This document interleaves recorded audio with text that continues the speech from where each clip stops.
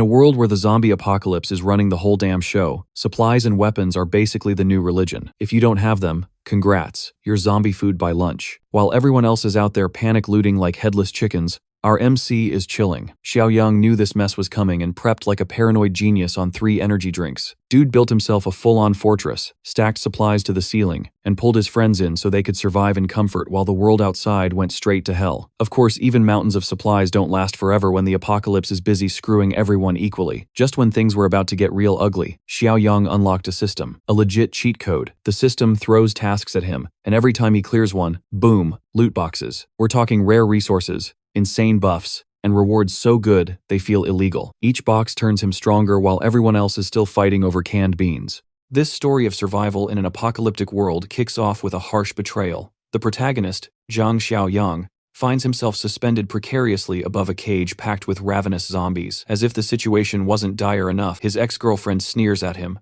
taunting him about the deaths of all his friends. Her mockery reaches its peak as she assures him that his pathetic life is also nearing its end, soon to be just another addition to the carnage below. As Xiaoyang reflects on his misfortune, guilt and regret gnaw at him. He curses himself for trusting this treacherous woman, someone he now believes deserves a fate far worse than his. In her eyes, however, Xiaoyang's threats are meaningless. She's moved on to a wealthier, stronger man and tasks him with disposing of her former lover. Her new partner, a corpulent man named Li Shuxiong, eagerly agrees to the plan. He even suggests dragging out Xiaoyang's torment for her amusement. Before pushing the button that would seal Xiaoyang's fate, Fatty smugly thanked him for his generosity, gloating about the supplies they'd looted from him, which would keep them comfortable for months. With that, Xiaoyang was sent plummeting into the zombie pit. The frenzied zombies, driven by an insatiable hunger, swarmed Xiaoyang instantly. As agony overtook him, he clung to a desperate thought. If he could live his life again, he would make both Jing and Li Shuxiong pay dearly for their betrayal.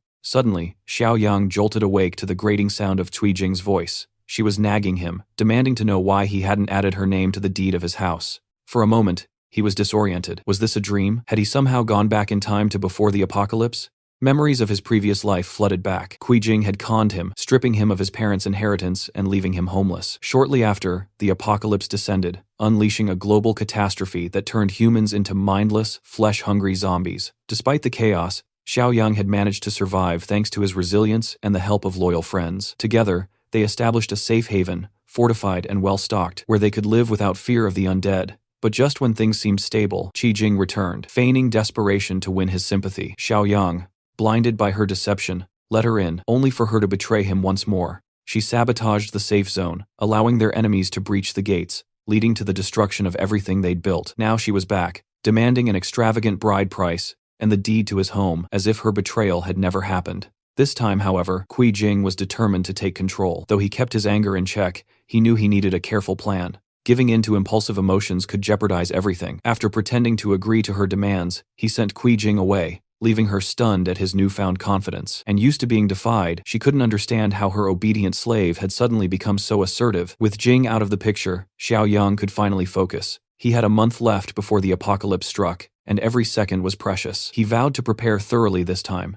ensuring that no betrayal or misstep would threaten his survival. Then something unexpected happened. A system notification popped up, resembling a video game interface. Xiaoyang discovered he had activated an apocalypse system, which came with missions designed to help him survive. His first task was titled Apocalypse Preparation, requiring him to secure a piece of land and stockpile enough supplies for a year. Completing the mission would earn him 10 points, which could be exchanged for valuable rewards in the system store. Our protagonist was thrilled with the unexpected perk, the system's missions and the rewards that came with completing them. What more could one ask for? However, the system store's offerings remained a mystery to him. It mostly stocked loot boxes and potions, such as those for boosting physical strength. Yet, his musings were interrupted by the loud growling of his stomach, reminding him he needed a proper meal. Reflecting on his past life, Xiaoyang recalled how he used to pinch every penny, starving himself to save for Jing's bride price. But things are different now. Determined to indulge, he decided to treat himself to a luxurious meal. With the impending zombie apocalypse just a month away, he figured he should enjoy the finer things while they lasted. A few hours later, his delivery arrived.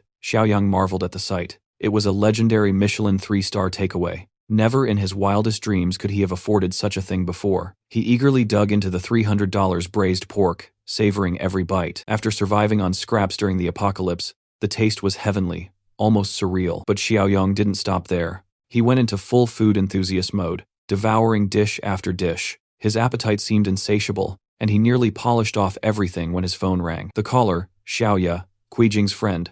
It seemed Jing had wasted no time complaining to her. Xiaoyang reluctantly answered, only to be greeted by an ear-splitting tirade. Xiaoya berated him, questioning how he could dare to treat Jing so poorly. She insisted Jing was merely testing his love, and claimed he had failed miserably. If he truly loved her, he'd prove it by handing over the deeds to his house and 1,000,000 yuan in cash as an apology. Xiaoya even offered to mediate with Jing if he complied. If not, he could expect a breakup. Xiaoyang's patience snapped. Who did she think she was to test him like this? Furious, he told her off and ended the call. He was done with greedy women who only cared about money. His priority now was to secure a suitable piece of land. He envisioned building an impregnable fortress, easy to defend and strategically located near water and forest. The following morning, Xiaoyang visited a real estate agency. A friendly consultant greeted him, asking if he was looking to rent or buy. Xiaoyang confidently replied that he was after something more valuable. Just then, the sales manager, Zhu, appeared and briskly ordered the consultant, Xiang, to help unload boxes of toilet paper.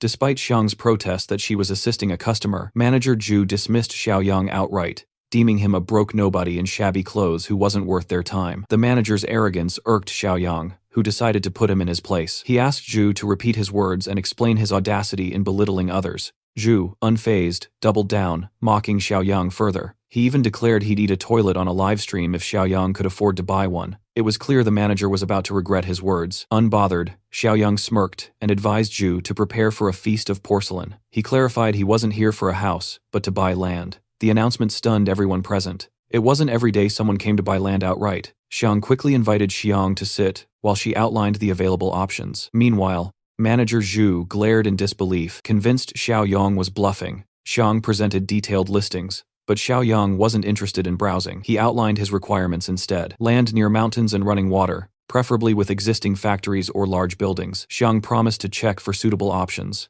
Manager Zhu, unable to resist butting in again, suggested a property in the eastern district. Xiang hesitated, pointing out that the area known as T, City Land, was filled with unfinished projects and abandoned factories, making it unsuitable for most buyers. Zhu dismissed her concerns, claiming no real customers had shown up anyway, and he suspected Xiaoyang was just wasting their time. Xiaoyang didn't care about the location as long as the land met his needs. He didn't mind the unfinished factories. Actually, they were a bonus, since they would save him time and money. After reviewing the details, Xiaoyang confirmed that the land was exactly what he wanted. Without hesitation, he agreed to buy it. He was ready to sign the contract and make the payment. Xiang was shocked. No one in their right mind would buy land with incomplete factories, but Xiaoyang stood firm. He even urged her to hurry up because, as he put it, someone here is eager to eat some fresh poop. Manager Zhu stood there holding the check, unable to wrap his head around what he was seeing. How is it even possible for this scrappy guy to pay 300,000 for land with old rundown factories? It made no sense to him. Before leaving, Xiaoyang had reminded him of the payment. Now, it was time for Zhu to fulfill his part of the deal. Meanwhile, other customers in the store were urging the manager to hurry up as the stream had already started. One guy whose stomach wasn't feeling too great promised to at least make it fresh for the stream. Xiaoyang had completed the first task. The next step was to figure out how to turn the land purchase into a real business by gathering supplies. As he was leaving the real estate office, an old acquaintance, Li Shuxiong, spotted him and couldn't help but wonder what Xiaoyang was up to. But all thoughts flew out of his head when he saw what was going on inside. Manager Zhu was now being pressured by the staff and customers to keep his word, all while begging for help and desperately explaining he didn't want to go through with it. Meanwhile, Jing was living carefree, painting her nails, and enjoying the quiet life. That's when she got a call from Fatty, who asked if she knew Xiaoyang had just bought land at the real estate company. Shocked, she wondered where he had gotten so much money from. Fatty speculated it was probably the money he'd saved for the bride price. Jing was furious. She couldn't believe Xiaoyang would use her money for something like that. Li Shuqiang urged her to stay calm and go talk to Xiaoyang about it. But Jing's anger was blinding. She wasn't going to ask him anything. She was going to confront him. Back at his home, Xiaoyang was deep in thought about how to fund the supplies he needed to start building. Just then, there was a loud knock on the door. It was Jing with her friend, still fuming over Xiaoyang's use of her money. Xiaoyang had no idea what she was talking about, and Jing, with fire in her eyes, accused him of spending the bride price money to buy land. She claimed that, since the money came from her, the land was hers too. Xiaoyang, stunned by her accusations, didn't know how to respond. Finally, he decided to give her a straightforward explanation. He had plenty of money, but none of it would go toward her. He also knew about her little fling with Li Shuxiang. Jing was baffled, not understanding how he knew. But her friend, sensing where the conversation was heading, suggested they calm down and resolve the misunderstanding. Xiaoyang, however,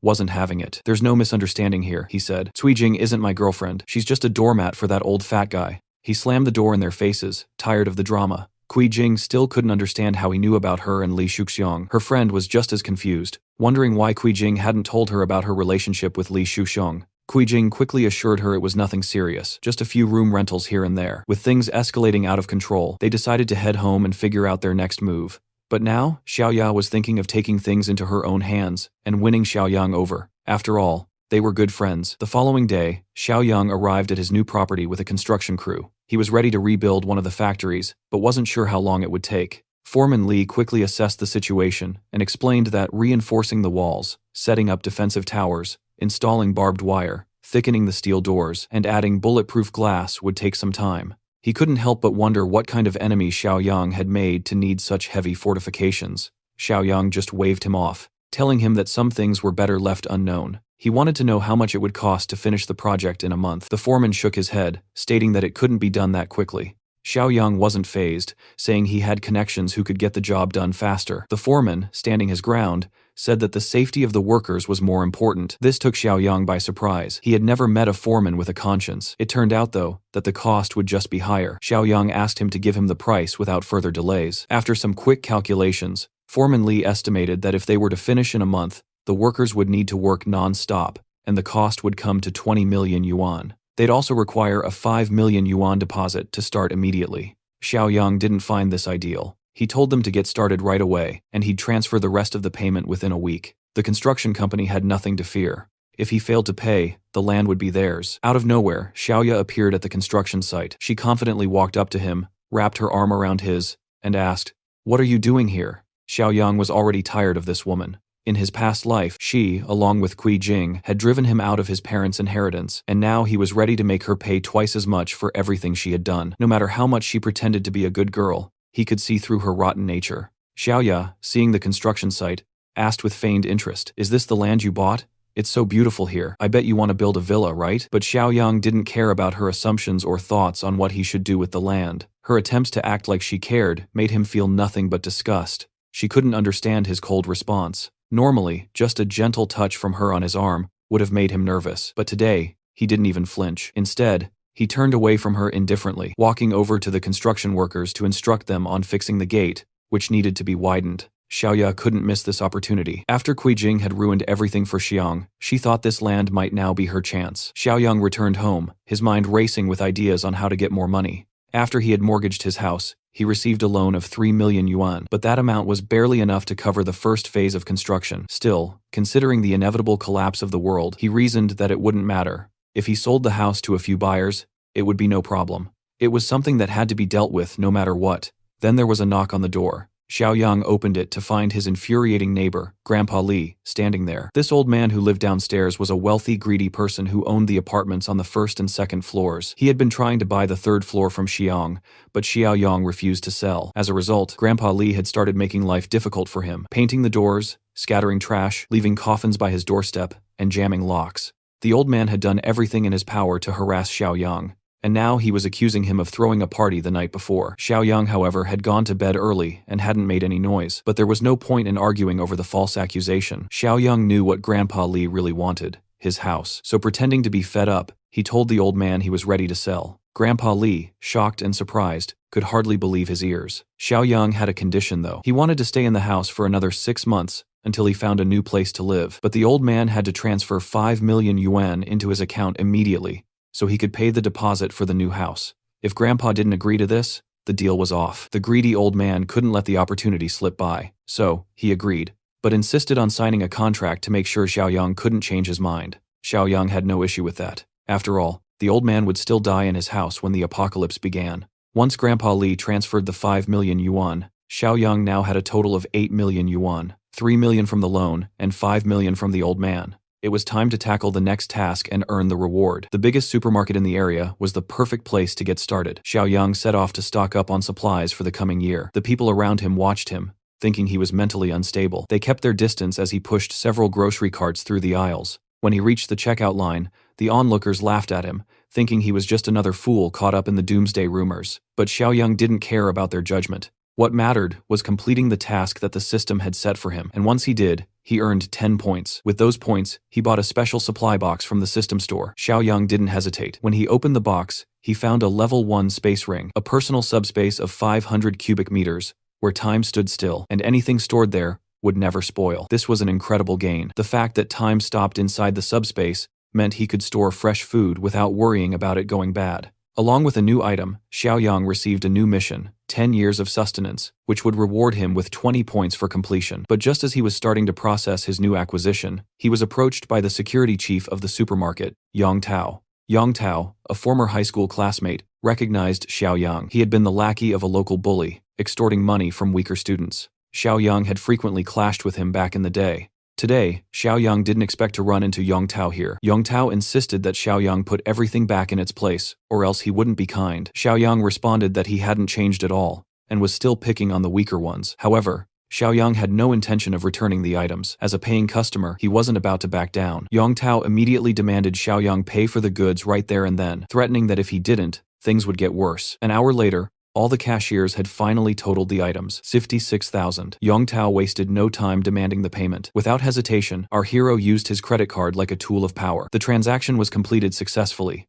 leaving the security chief stunned. Just as Yang Tao was about to leave, ready to let the matter go, Xiaoyang called him to wait. Xiaoyang wasn't about to let it slide. He wanted an apology for Yang Tao's rude behavior, or he'd return everything. The security chief thought it was unnecessary, but with so many witnesses around, he knew better than to ignore it. Everyone had seen everything unfold, and was fully on Xiaoyang's side. They filmed the incident, threatening to make Yang Tao infamous on the internet unless he apologized. Xiaoyang even promised that if the apology was genuine, he'd buy 10 times the amount of goods. If Yang Tao didn't believe him, he could bring over the POS machine, and Xiaoyang would show him his account balance. When Yang Tao saw 7 million, his disbelief was evident. Xiaoyang only wanted an apology before he continued his shopping spree. Although the security chief struggled with his pride, the pressure was overwhelming, and he gave in, apologizing. As Xiaoyang walked past, he gave a piece of advice. Think before you act next time. You never know how things will turn out. Yang Tao, now trying to act friendly, asked why Xiaoyang was buying so much. Xiaoyang dismissed him, saying it was none of his business, and that he had big plans ahead. Yang Tao, seeing a business opportunity, offered his help. The supermarket didn't have enough stock for such a big deal, but he knew a wholesaler, Zhang Shengze, who had shifted to the wholesale business. Yang Tao immediately contacted him, excited to introduce Xiaoyang as a potential big client. Xiaoyang quickly realized that some people just never change. Since Yang Tao and Zhang Shengze were still working together, he could only imagine how much they were exploiting the supermarket. Soon enough, they arrived at the wholesale warehouse, and an expensive car pulled up. From the way Shengze drove, Xiaoyang knew this guy probably had never been deceived, and it was time to teach him a lesson. Although the arrogant Shengze didn't immediately recognize him, Yang Tao reminded him they were schoolmates.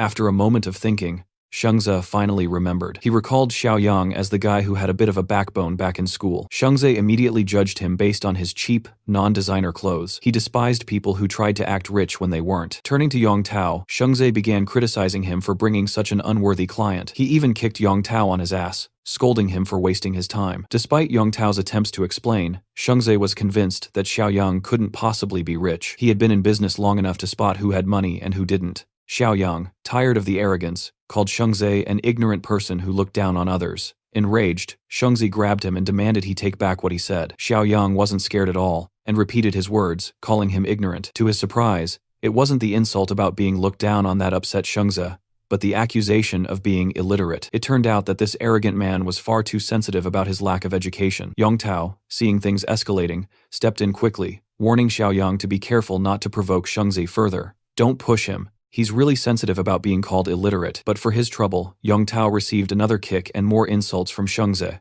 who was furious that he couldn't do as he pleased. Shengze faced our protagonist with an ultimatum. Either Xiaoyang would purchase a massive shipment of goods, or he'd be forced to leave crawling on all fours. Xiaoyang didn't seem fazed by the threat. He calmly instructed Shengze to release his grip and requested the account details.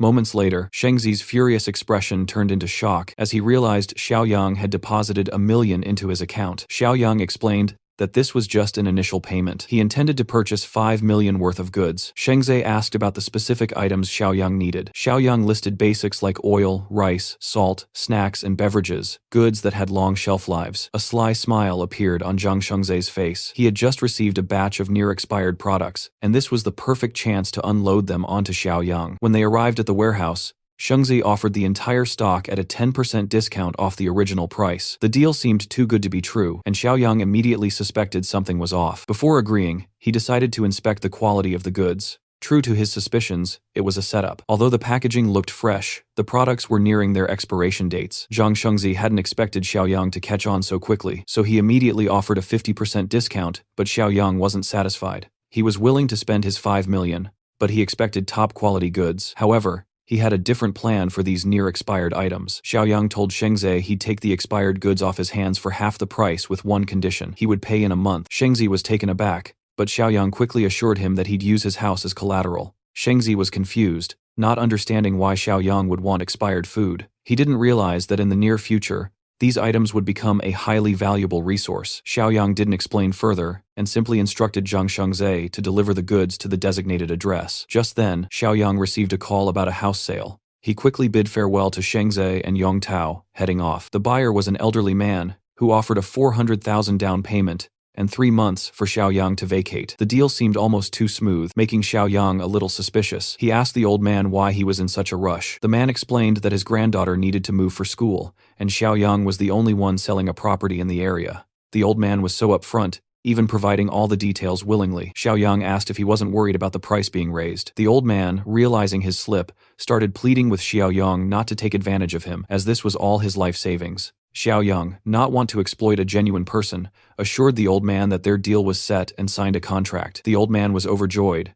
grateful that his granddaughter had a home, and even apologized for distracting Xiaoyang from his work. As Xiaoyang observed the old man's kindness, he felt concerned. He didn't think the man and his granddaughter would survive the apocalypse for long. Before the man left, Xiaoyang asked for his address. Later, Xiaoyang visited his property, where construction was progressing steadily. He checked with a foreman who confirmed that nearly 80% of the work was done. The walls and doors were reinforced just as Xiaoyang had requested, and the warehouse was ready for use. Excited by the progress, Xiaoyang immediately contacted Zhang Shengzi to expedite the delivery of the supplies. The warehouse, which looked more like an underground bunker, began filling up quickly. By evening, everything was in place under Xiaoyang's meticulous supervision. Once the workers departed, Xiaoyang took a moment to inspect the work. Everything was on track, and he could finally relax. At that moment, the system sent a notification congratulating him for completing the task, earning him 20 system points. When he opened the system store, he found a new item available, abilities that could be awakened before the apocalypse.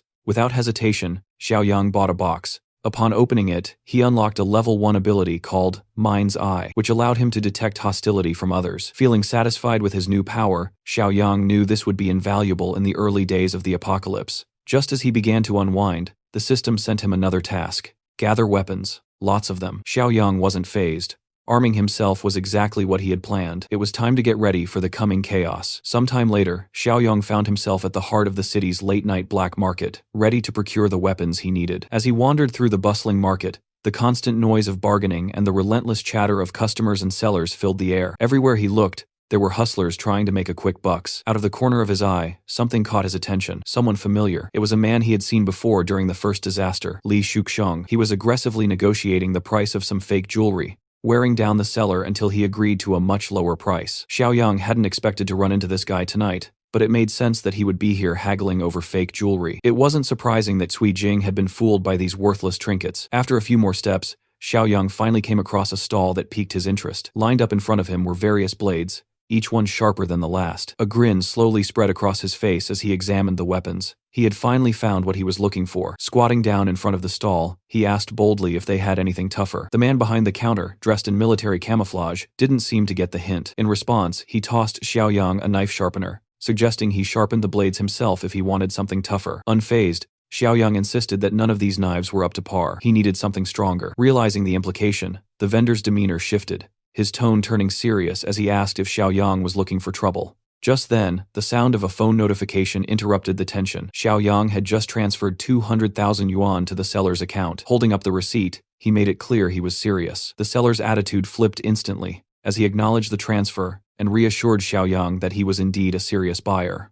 The seller quickly called one of his men to watch over the stall, while he took Xiang to a more private location for the transaction. They entered an innocuous building nearby, where the seller started pitching some homemade guns. They were small, intended for target practice, priced at 2,000 with cheap ammo. Xiaoyang turned him down immediately, which seemed to ignite a competitive spark in the seller. He then showed off some replica revolvers modeled after military handguns. For 5,000, Xiaoyang could get a 9mm gun with bullets costing 5 each. Though Xiaoyang found the offer acceptable, he had already prepaid 200,000, so these options didn't interest him much. Curious about the prepayment, the seller asked what it meant. Xiaoyang explained that the earlier transfer was just a 10% deposit for a larger order worth 2 million. The seller, now a bit wary, questioned the young man's background. Xiaoyang quickly made up a story about how his subordinates usually handled these types of shady transactions, but he had come in person and didn't appreciate being questioned about his identity. Realizing that Xiaoyang must be involved in something serious, the seller urged him to wait. As he hurried off to a different room, he locked the door behind him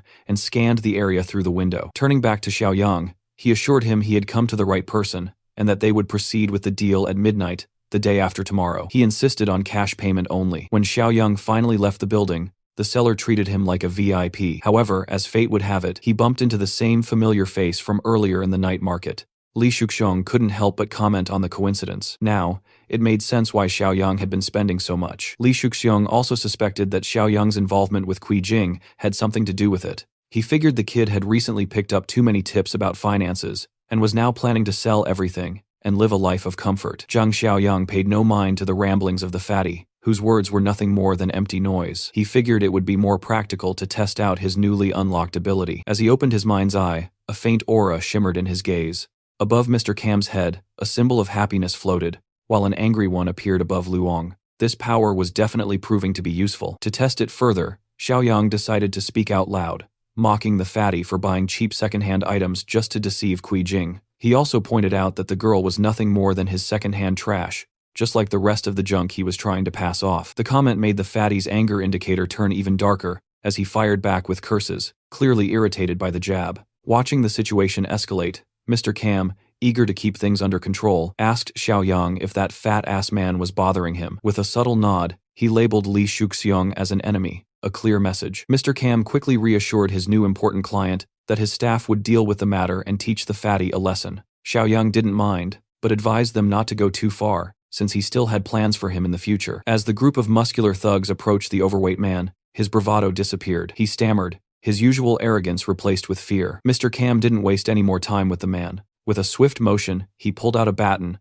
and the men quickly took care of the fatty, leaving him bruised and battered on the dark road. His white suit was now covered in shoe prints, and his face showed the evidence of a hard beating. The incident only deepened the fatty's hatred for Xiaoyang. 2 days later, the agreed-upon meeting was set at a warehouse, and both parties were punctual. In front of Xiaoyang, a truck full of suspicious crates awaited, exactly what he was hoping for. When his firearm arrived, signaling the success of his task, the system rewarded him with 10 points, bringing his total to 20. He eagerly opened the crates, revealing an arsenal of weapons, heavy rifles, pistols, and all the necessary gear. Then, unexpectedly, the system added a bonus, a +2 physical enhancement potion. Xiaoyang was pleasantly surprised by this bonus, especially since it was double the strength of the potions in the system store. Not wasting a moment, he injected the potion into his veins. He had expected a brief pinch, but the surge of power was far more intense than he anticipated. The pain was sharp and immediate as the enhancement spread through his body. With his physical score now boosted by 2 points, Xiaoyang felt 40% stronger than before. Determined to make the most of this newfound strength, Xiaoyang checked out the system store once more and noticed another physical enhancement potion.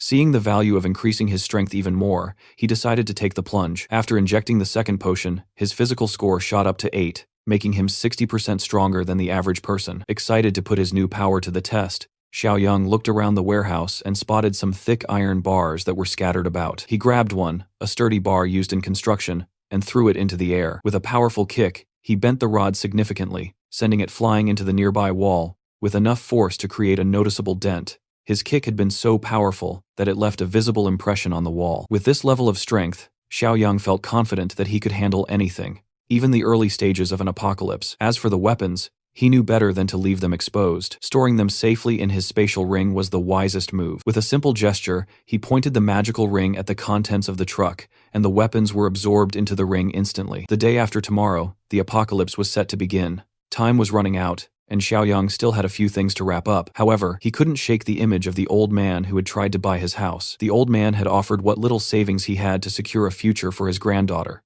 Xiaoyang had been through countless battles and betrayals during the first apocalypse, but he'd never ignored the needs of the less fortunate. The least he could do was send some supplies to the old man and his granddaughter as a small token of repayment. The following day, Xiaoyang found himself at a shabby apartment building, located in a rundown area of another city. The building was in such bad condition that without a GPS, it would have been impossible to find. The old man had been renting in such a low-cost, dilapidated place, and without an elevator, it was clear he wasn't well off. His apartment was located on the top floor. Xiaoyang knocked on the door, but then quickly realized he should probably remove the supplies from his storage ring, or explaining them would be difficult. Activating the ring, he watched as box after box of essential supplies materialized, filling the hallway with provisions. At that moment, the old man reached the door and opened it, expecting it to be the landlord. He quickly assumed the young man was here to collect the rent, promising to pay next week. But when he took a closer look, he realized it was Mr. Zhang. Behind him, boxes were piled up, filling the hallway and stretching up the stairs,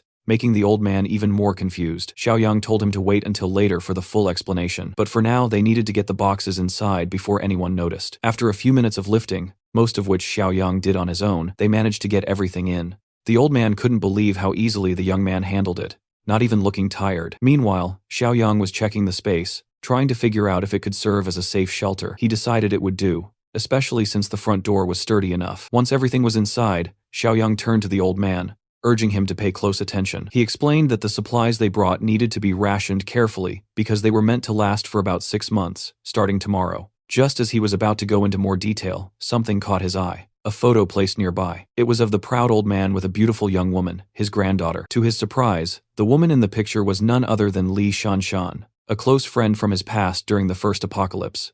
Xiaoyang immediately asked the old man if the girl in the picture was named Shanshan. This puzzled the old man further, as he hadn't mentioned her name to the young man before. Xiaoyang's expression grew serious, and he quickly asked where Shanshan was now. The old man explained that she was still at school while they were finishing up the house paperwork. Xiaoyang remembered how Shanshan had once regretted dragging her grandfather into the chaos during the early days of the first apocalypse. He recalled how her grandfather had risked everything to save her. In that doomed timeline, the old man had fought his way through a zombie-infested school to save Shanshan, only to die in the process. As someone who had been close to the old man in his past life, Xiaoyang promised himself he wouldn't let that happen again. Turning to the old man, he declared that the house was no longer for sale. The old man panicked, thinking Mr. Zhang was backing out of the deal. But Xiaoyang gave him a chilling piece of news. The world would soon descend into chaos, and the house along with Shanshan's school wouldn't matter. The only thing that mattered now was getting Shanshan to safety. This sudden declaration only confused the old man further. Xiaoyang realized he couldn't explain everything in detail right now, so he decided to simplify things. He urged the old man to imagine the horrors of a famine. While it sounded terrifying,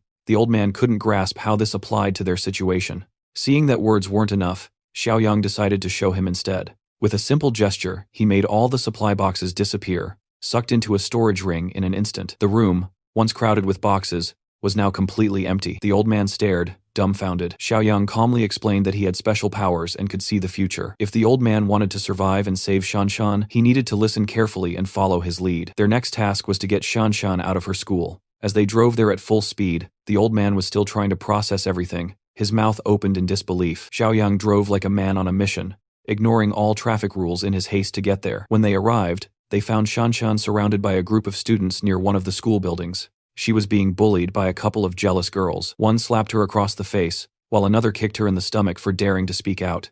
The situation was escalating, but the old man was too focused on reaching his granddaughter to notice the growing tension. As he ran toward Shanshan, the bullies shifted their attention to him. He yelled at them to stop hurting his granddaughter, but their attitude only grew more aggressive. A group of thugs stood in his way, showing their weapons and telling him to back off and let the girls handle things. Without hesitation, the old man charged forward, yelling at the young men for being heartless bullies. One of the thugs raised a steel bat and aimed it at the old man's head. It would have been a serious blow if it hit, but Xiaoyang reacted quickly, stepping in to stop the attack. He glanced at the thug with disdain, realizing that the younger generation still had a lot to learn about bullying. The other two thugs thought Xiaoyang was Shanshan's older brother and tried to threaten him, but Xiaoyang was ready. With a swift movement, he delivered a powerful kick to one of the thugs, knocking the wind out of him. The thug was sent flying through the air as though he had been shot out of a cannon. Watching his comrade get tossed around like that, the remaining two thugs hesitated. Xiaoyang clearly knew his way around a fight. Maybe if they teamed up, they could land a blow. But judging by the cold, calculating look in his eyes, it seemed unlikely. One thug approached from the front, armed with a knife, while the other snuck up from behind with a bat. It wasn't the most brilliant plan, but it was all they had. The first move came from the one with the bat, swinging it wildly. Xiaoyang, sensing the attack, easily dodged by ducking low. His enhanced body was already proving its worth. Thanks to the potions he'd taken to boost his physical abilities, his reflexes were on another level. He grabbed the thug by the collar, and with a swift motion, he slammed the thug into the ground, the impact knocking him out cold. Seeing his partner go down, the remaining thug rushed at Xiaoyang, knife in hand. Xiaoyang didn't even flinch as he deflected the weapon, locking eyes with a blonde thug in a chilling stare. With no hesitation, Xiaoyang prepared for another strike. Kicking the thug on the side of his leg, the power behind the kick was enough to send him crumpling to the ground. In mere moments, the two wannabe tough guys were out of the picture. Now, Xiaoyang's focus shifted to the bitches assaulted Shanshan for no reason. After surviving the brutal first apocalypse, Xiaoyang had adopted a mantra of equal rights, equal fights. So, without warning, he slapped one of the girl across the face. The slap was forceful, sending a shiver through her and leaving her cheek red and stinging. As for the other bitch, who had been pulling Shanshan's hair, Xiaoyang decided she needed a taste of her own medicine. He didn't release his grip, no matter how much she begged. With a fierce glare, he drew the knife from the fallen thug and pressed it to her neck. Terrified, the girl's eyes widened with fear, and the next sound that rang out was a sharp slash, followed by a gut-wrenching scream. Xiaoyang didn't even flinch. During the first apocalypse, he had done whatever it took to survive, and those instincts still guided him. The girl, now trembling, watched in shock as her friend collapsed to the ground, seemingly defeated and powerless. Don't worry, our protagonist isn't all that brutal. Well, not yet, at least. When faced with a bully, he didn't resort to anything too extreme. Instead, he just gave her a little haircut. Yep, right there in front of everyone, humiliating her completely. Did she learn her lesson? Not a chance. The bully, furious and teary-eyed, screamed that she wouldn't let Xiaoyang get away with it. But he didn't even flinch at her empty threats. With an air of dominance, he glared at her crumpled figure on the ground, sprinkling the freshly cut locks over her head like confetti, a final touch of maximum disrespect. While everyone else stood around, baffled by his actions, Xiaoyang calmly told her he'd done her a favor. According to him, long hair would only become a burden soon enough. The crowd didn't get it, but he seemed to know exactly what he was talking about. Shifting his focus to Shanshan, Xiaoyang told her to get with them immediately. Inside the car, Grandpa Li told Shanshan that she is not going back to school anymore. The old man had a wild look in his eyes as he explained his reasoning. A massive famine is coming, and survival has to be our top priority. Shanshan understandably thought her grandpa had lost it. She was convinced he'd fallen for some scam call or hoax. As they bickered in the back seat, Xiaoyang just watched, amused but relieved to see Shanshan safe. Finally, though, he spoke up, revealing the real reason for the urgency. The famine story was a lie. He'd made it up to simplify things for the old man. What was really coming was something much worse, something catastrophic, the apocalypse. He wasn't sugarcoating it anymore. He explained that in just a few days, modern civilization, as they knew it, would come to an end. Shanshan was skeptical at first, but before she could argue, Xiaoyang suggested she check her phone, cause she'll see the first signs of it now, and sure enough, the news confirmed it. A video popped up on Shanshan's screen, showing absolute chaos at a crowded train station. A man was being restrained by authorities, screaming some eerily prophetic words about a strange toxic smog. What made it worse, he was biting people. Some thought it was rabies, but his lucidity suggested otherwise. Things spiraled out of control fast. The man broke free, attacking more people, and the scene turned into an outright nightmare. Xiaoyang's chilling words rang true. This was only the beginning. The first signs are already here, he said. Tomorrow will officially mark day 1 of the apocalypse. He explained that a mysterious toxic smog would begin spreading across several provinces, including Province B. The effects would be devastating. Mutations, madness, and worse. A significant portion of the population would turn into mindless zombies, driven only by a hunger for flesh. And for the lucky ones who survived the smog, their fate wouldn't be much kinder. For Shanshan, the idea of zombies wasn't new. She'd seen them in movies, TV shows, and pop culture, but this wasn't fiction anymore. Still, it was hard to grasp the reality of it all. Yet, when the chaos erupted, whether tomorrow, next week, or the week after, there'd be no room for disbelief. On their journey back to headquarters, time was everything, but luck wasn't on their side. Traffic was backed up for miles. Even the emergency lane, usually a safe bet for getting through quickly, was jammed. Cars weren't moving, and the group's frustration was growing. The old man, already nervous, couldn't stop thinking about what Mr. Zhang had mentioned earlier, the zombies. Now stuck in a sea of stationary vehicles, his anxiety spiked. Xiaoyang tried to reassure him, saying they were safe for now, but even he couldn't dismiss the possibility of a small outbreak nearby. The situation worsened when a luxury car came speeding down the emergency lane. The driver, reckless and arrogant, seemed determined to bypass the chaos. As traffic inched forward, the car swerved sharply, trying to cut into Xiaoyang's lane. The move was sudden, almost causing a collision. Xiaoyang slammed on the brakes just in time, narrowly avoiding a crash. Xiaoyang held his ground, refusing to let the car through. But the driver wasn't backing down. Pulling up beside Xiaoyang's window, he hurled insults and curses, acting as if he were the victim. The old man advised Xiaoyang to let it go, pointing out that the driver was likely wealthy and powerful. But Xiaoyang wasn't one to be intimidated. If this guy wanted trouble, Xiaoyang was ready to give it to him. For nearly an hour, they sat in that miserable traffic jam. When it finally cleared, they hoped the ordeal was over. It wasn't. The same luxury car was now behind them, tailgating aggressively. The driver wasn't just reckless, he was vengeful. This was no ordinary road rage. The car sped up, weaving dangerously close, attempting to provoke Xiaoyang. The old man pleaded with him to avoid escalating the situation. But Xiaoyang had had enough. The apocalypse was coming. Why tolerate scumbags anymore? Xiaoyang decided to play along, taunting the driver. He bet on the rich brat losing his nerve, and he was right. In a moment of recklessness, the luxury car swerved wildly, nearly crashing into a hill. Yet, even after almost wrecking, the driver refused to take responsibility. Instead, he called the traffic police, demanding surveillance footage to track Xiaoyang down. As the night deepened, the trio finally arrived at their destination. By now, the city was cloaked in darkness. Stepping out of the car, they were greeted by the fortress, an imposing structure that seemed to loom over them. The old man stared in awe, his mouth agape, overwhelmed by the sheer scale and detail of the compound. Shanshan, standing beside him, remarked that it all felt like overkill, a fortress too grand for what they might need. Xiaoyang, calm and composed, told them to rest up. Tomorrow, he hinted cryptically, everything you know will change. The world is entering hardcore mode. The next morning, Shanshan woke feeling better than she had in ages. No alarms, no classes, just the rare luxury of a peaceful morning. As she stretched and looked around, she noticed Xiaoyang nearby, already up and ready for the day. Realizing that this was the perfect moment for exploration, Shanshan suggested a tour, and Xiaoyang obliged, inviting Grandpa to join them. The fortress tour began with Xiaoyang explaining the sheer strength of the compound. The walls were made of reinforced concrete, thick and unyielding. The gates, crafted from solid steel, 3 centimeters thick, were remote-controlled and impenetrable without heavy weaponry. The design made it clear this was a fortress built for survival, ready to keep out both the living and the undead. However, Xiaoyang laid down a strict rule. No one else under any circumstances could enter the fortress without his explicit permission. This didn't sit well with Shanshan. She couldn't help but question the morality of leaving other survivors outside vulnerable to the undead. But Xiaoyang didn't argue. Instead, he led them to a different section of the compound, a fenced area with scattered shipping containers.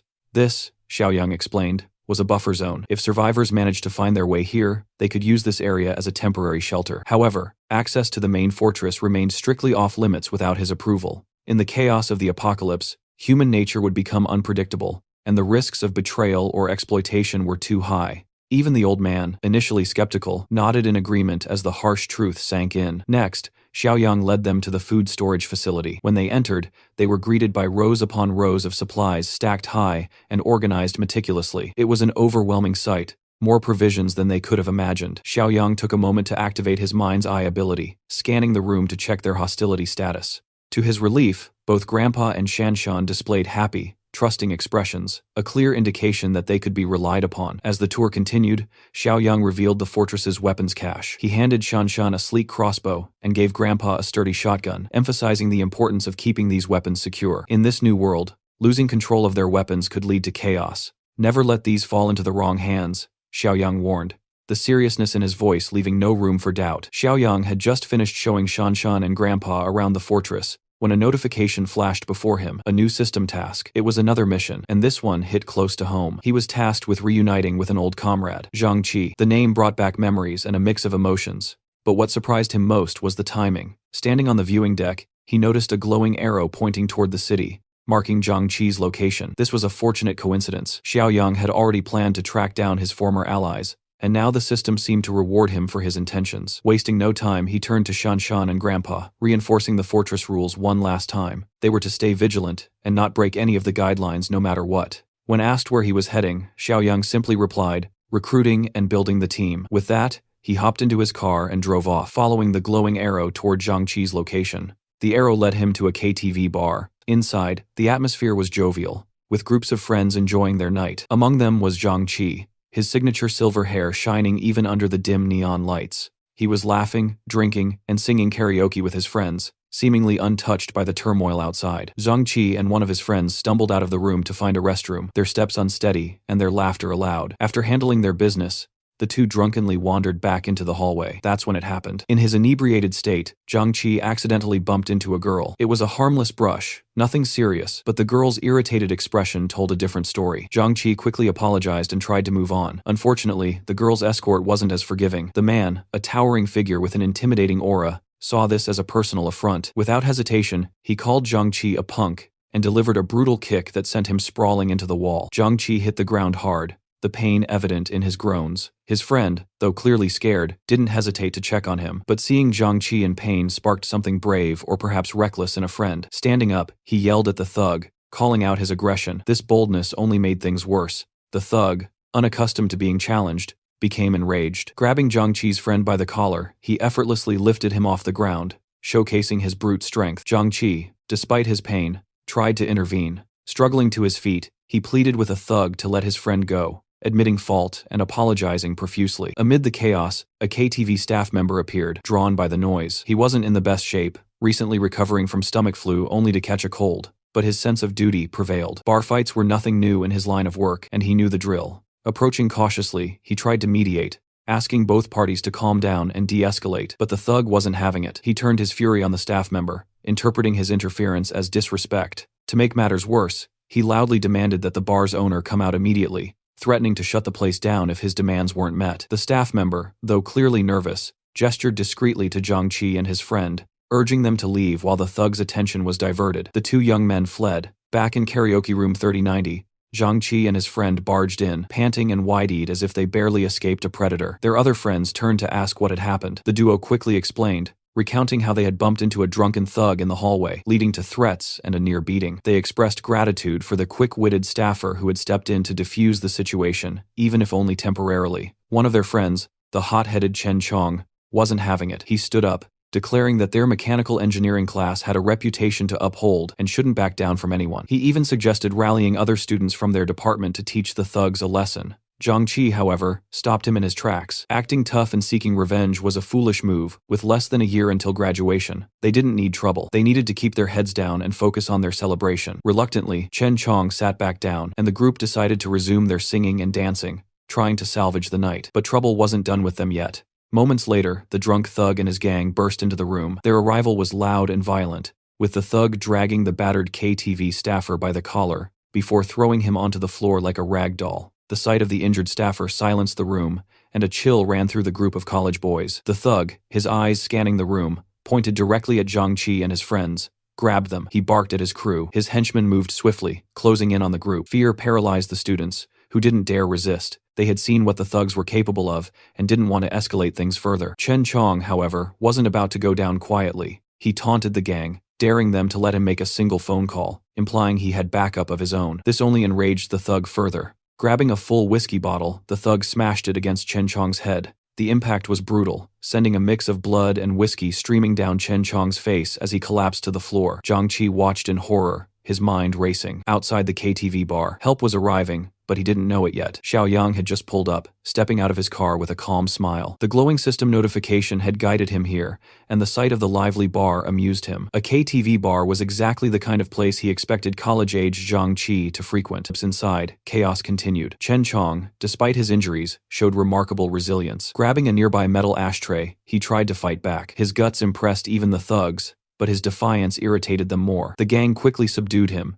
and the head thug delivered another savage blow with a fresh bottle. Blood splattered as Chen Chong slumped to the floor, groaning in pain. But Zhang Qi wasn't one to back down. Ignoring the armed thugs surrounding them, he charged at the head thug, determined to stand up for his friend. Glasses, the ever-loyal companion, joined in to support him. Their bravery was admirable, but the odds were overwhelming. 2 college students against a gang of thugs was a recipe for disaster. The remaining friend in the group, the cowardly dude, was trembling in fear, unwilling to join the fray. Amidst the chaos, something even more terrifying began to unfold. The injured KTV staff member, lying in a heap on the floor, suddenly began to stir. His movements were jerky and unnatural, his groans becoming guttural snarls. His skin pad and his veins darkened.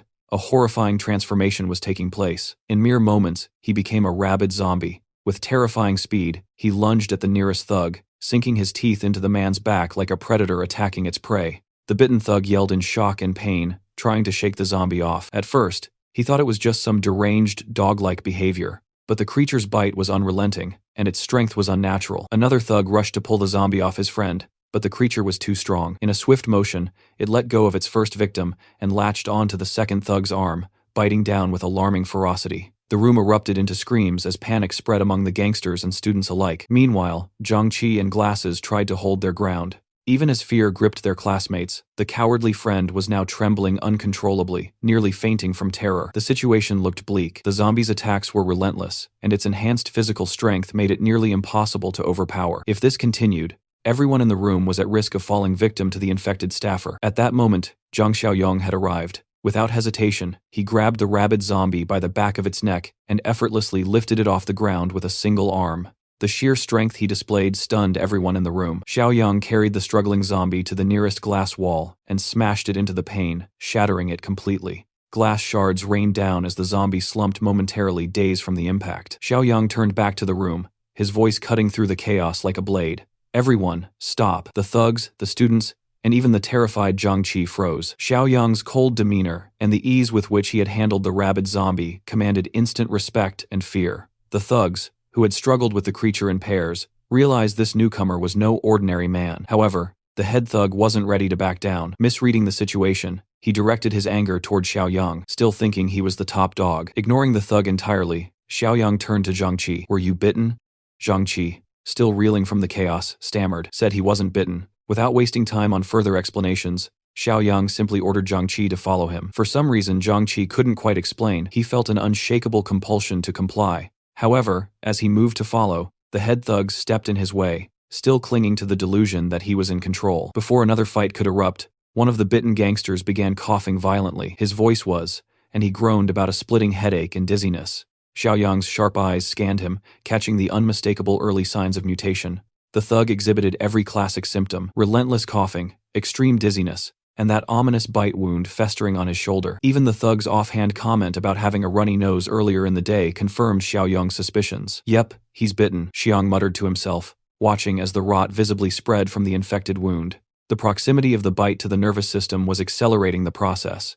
The man didn't have much time left before he'd turn into a full-blown zombie. They couldn't afford to deal with two rabid zombies in such a confined space. Still holding the first rabid zombie by the neck, with one hand, Xiaoyong made his move. He began dragging the thrashing creature across the room, his strength leaving everyone dumbfounded. Xiaoyong hauled the zombie to the restroom door. He yanked it open, shoved the undead creature inside, and slammed the sliding door shut in one fluid motion. The rabid zombie immediately started pounding on the door, snarling and clawing with feral rage. The sound sent shivers through the room. Everyone stared at Xiaoyong, their faces a mix of shock and confusion. What kind of person could casually wrangle a zombie like that? Xiaoyong dusted off his hands, his expression darkening. The immediate threat was contained, but his focus now shifted back to the living threats in the room. His gaze locked onto Zhang-Chi, who was still frozen in disbelief. Xiaoyong then asked him, "Which one of these thugs do I need to deal with first?" Zhang-Chi blinked, his brain struggling to catch up. The question confused him even more. Who is this guy? Why was he so protective of him? They didn't even know each other. Meanwhile, the head thug, his pride now in tatters,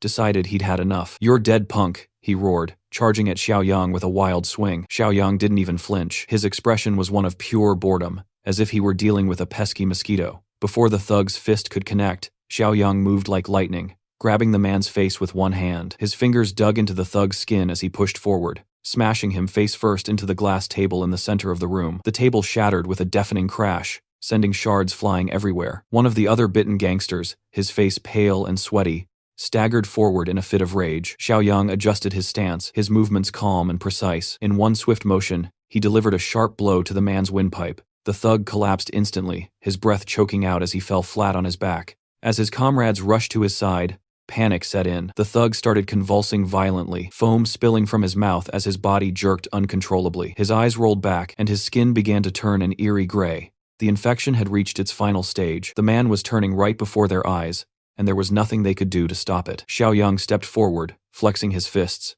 "Anyone else want to test their luck?" he asked, his voice calm yet menacing. Turning to Zhang-Chi, Xiaoyong gave a firm command. "Take your friends and get out of here now." Zhang-Chi didn't hesitate. He and his classmates helped the injured Chen Chong to his feet, lending their shoulders to support him. Together, they stumbled out of the room as fast as they could, grateful to escape the nightmare.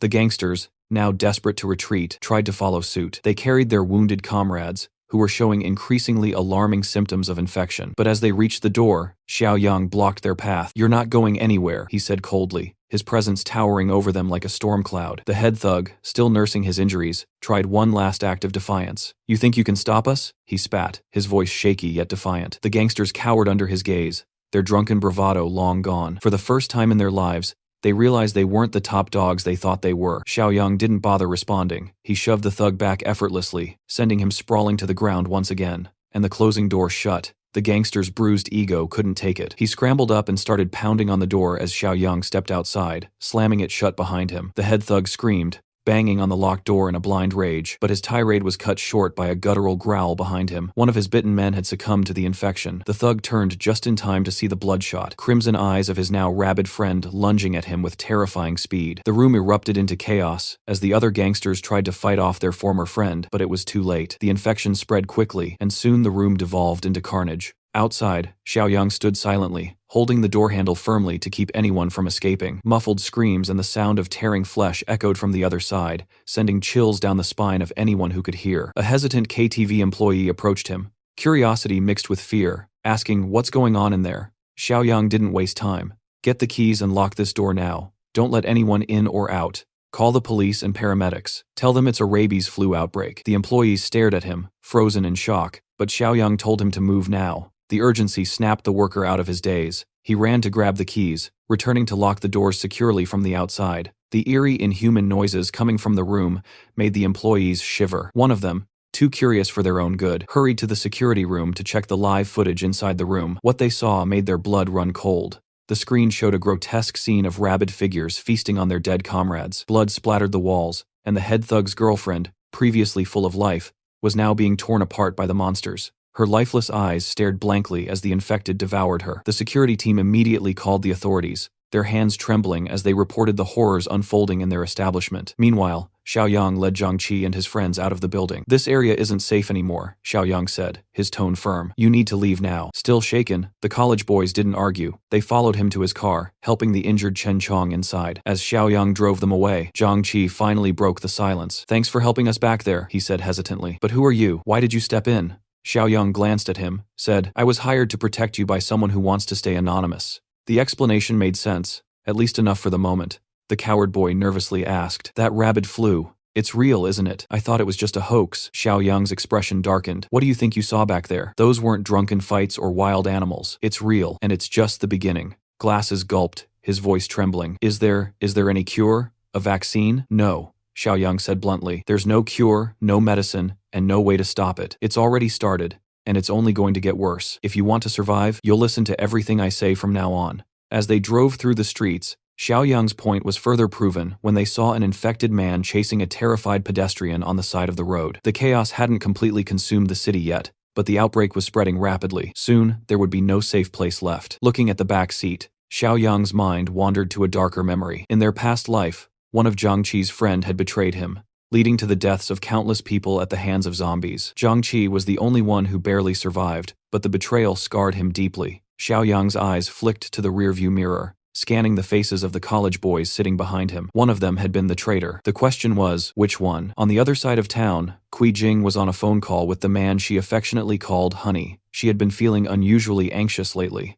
The witch was promised some much-needed supplies, but things in her neighborhood had started to spiral out of control. Too scared to step out herself, she relied on his assurances that he'd deliver the goods as soon as he could. Just as she was about to press him for details, a sudden knock at the door startled her, nearly causing her heart to leap out of her chest. She hung up immediately, her breath shaky as she cautiously approached the door. Peeking through the peephole, she exhaled in relief. It was her friend, Xiaoya. Kui Jing quickly unlocked the door to let her in. Even as they exchanged greetings, a lingering unease hung in the air. Earlier that day, an elderly man named Lu, who lived on the building's first floor, had been taken away by both the police and an ambulance. Though the incident was hushed up, Kui Jing had heard the commotion from her apartment that morning. The two witches began to piece together what was happening around them. It was hard to dismiss the growing evidence that the rabies flu news wasn't just media fear-mongering. As for Li Shuxiong's promised delivery of supplies, it was still nowhere to be seen. Xiaoya had warned Ka Jing that greasy fatty couldn't be trusted, but they both knew he had his uses. If nothing else, he could be their pawn in a plan they just cooked up. Her idea was simple: ransack Zhang Xiaoyang's secret stockpile. The stockpile they'd learned was massive, enough to make anyone rich in the middle of this escalating epidemic. Xiaoya had already tried and failed to seduce Xiaoyong, getting herself kicked out in the process. Not wanted to give up, she had one of her devoted followers spy on him. That's how she discovered trucks regularly unloading supplies at an abandoned factory he'd refurbished. Clearly, Xiaoyong had known about the epidemic long before the news broke. The two witches decided it was time to act. They planned to use Li Shuxiang to get into Xiaoyang's fortress and take a share of his hoarded riches by force. Meanwhile, Xiaoyang had just returned to his base camp without any trouble. As his car rolled into the compound, it was hard not to be impressed by what he had built in such a short time. Zhang Qi was visibly amazed. Fortress seemed a more fitting term than base camp. Xiaoyang smiled at Zhang Qi's reaction. It was the same awe everyone felt the first time they saw it. The sound of their arrival stirred the camp's residents, who emerged with weapons at the ready. Once they recognized Xiaoyang, relief washed over their faces. Grandpa Shan and his granddaughter Shanshan were particularly glad to see him return safely. Xiaoyang reassured them he was fine and introduced his companions. He knew Zhang Qi well, but simply referred to the others as Zhang Qi's classmates. Grandpa Shan and Shanshan welcomed the newcomers warmly,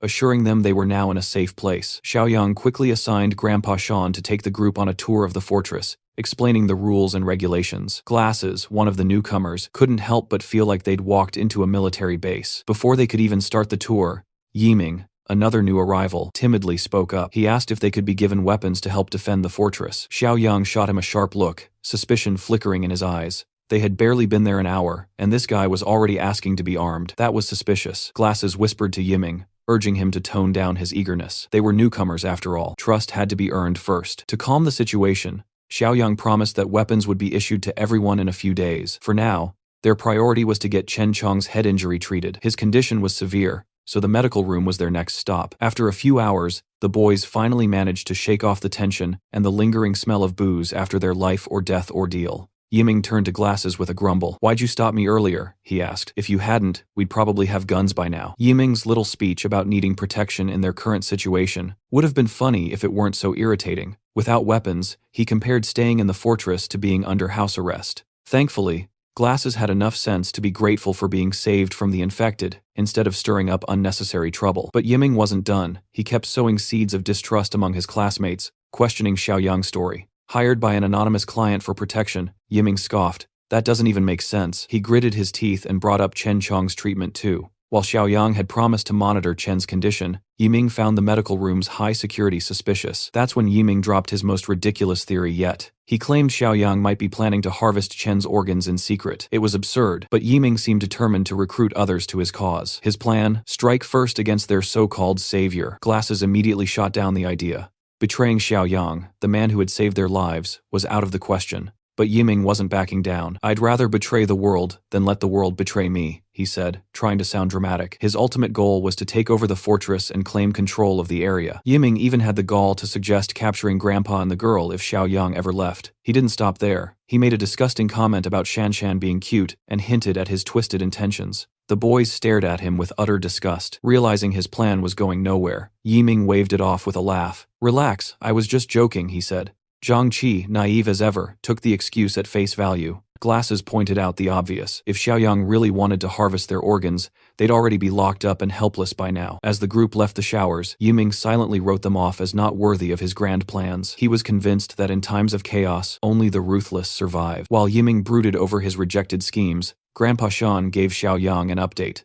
Zhang Qi and the others had started settling in, and Chen Chong was on the observation. As instructed, all doors and windows had been secured. Xiaoyang thanked Grandpa Shan and Shanshan for their hard work, urging them to rest up. Before they left, Xiaoyang gave them a quiet warning. "Keep an eye on Zhang Qi's classmates," he said. "I'm sensing some traitorous vibes." In the dead of night, Xiaoyang headed straight to his warehouse to take care of some business. He opened the systems item shop and carefully inspected the offerings. With a few clicks, he redeemed the level 1 Apocalypse Farmer box for 2 points, the level 1 Food Supply box for 5 points, and the level 1 Armed Deterrent Supply box for another 5 points. This left him with 8 points remaining. The rewards were as practical as they were impressive. The Apocalypse Farmer box provided 5 zero corn seeds, ensuring a potential food source for the long term. The Food Supply box delivered an impressive haul: 200 kilograms of starch sausage, 100 kilograms of pre-cooked braised pork with preserved vegetables, and 50 boxes of pickled cabbage noodles. Meanwhile, the Armed Deterrent box contained 1,500 rounds of 9mm ammunition, a crucial asset for defense. Xiaoyang piled the rewards together and couldn't help but feel a sense of accomplishment at the sheer size of the haul. In an apocalypse where resources would soon become scarce, supplies like these were priceless. It wasn't the same as having money to spend freely, but in this grim reality, this was worth far more than cash. The next morning, the tranquility of the fortress was shattered by the arrival of multiple vehicles pulling up to the gate. Armed men carrying blades poured out of the cars, their movements brisk and purposeful. A man in a suit, clearly in charge, ended his phone call and barked orders at his crew. "Break down the gate," he yelled. The group, nicknamed the Stupid Army, for good reason, began bashing the steel gates with bats and kicking them with all their might. After several minutes of futile effort, the men complained loudly about the gate's thickness. Furious, Mr. Suit ordered his men to bring out their big guns. However, instead of explosives or heavy weaponry, the crates they carried contained something much less impressive: wine bottles. The gang quickly turned these into Molotov cocktails, lighting them up and hurling them over the gates. The fiery bottles landed clumsily, mostly setting small fires in the yard, rather than hitting any valuable targets. Even so, the bright flames caused quite a stir. A few managed to land on the roof of the outer apartment complex, drawing attention from those inside. Shanshan, Zhangqi, and the others sprang into action, grabbing fire extinguishers and buckets of water to contain the blaze. Thankfully, Xiaoyang had already warned them about the likelihood of attacks like this. Though the larger disaster hadn't yet unfolded, situations like these were becoming all too common. While the younger group dealt with the fires, Xiaoyang and Grandpa Shan emerged from the warehouse, armed with an assault rifle and a shotgun, respectively. They climbed up to the watchtower for a better view of the chaos outside. Once at the top, Grandpa Shan peered at the scene below and squinted in recognition. "That guy in the suit, doesn't he look familiar? Pretty sure he's the one who had that road rage incident with us on the highway a few days ago." One of the thugs on the ground spotted the two figures standing on the watchtower and pointed them out to Mr. Suit. "Boss, there he is. That's the guy from the road." Mr. Suit's anger exploded. Recognizing Xiaoyang, he screamed obscenities, his voice carrying loud and clear to the watchtower. "You little punk, you got some nerve. Get your ass down here or I'll burn this place to the ground." Xiaoyang, calm and composed, replied coldly, "You've got 5 minutes to get off my property. If you're still here after that, you won't like what happens next." The gangsters were enraged. To them, Xiaoyang's warning was nothing more than a brat's empty threat. Instead of backing down, they doubled down on their efforts, hauling out 2 more crates of Molotov cocktails to negotiate their way in. Suddenly, Xiaoyang's system sent him a new task. While Grandpa Shan was stressing over whether they should fire a warning shot, Xiaoyang was busy reading the mission details. The task was straightforward: eliminate the threats as quickly as possible for a reward of 10 points. The generous reward quickly dispelled any notion of firing warning shots. These intruders were no innocent bystanders.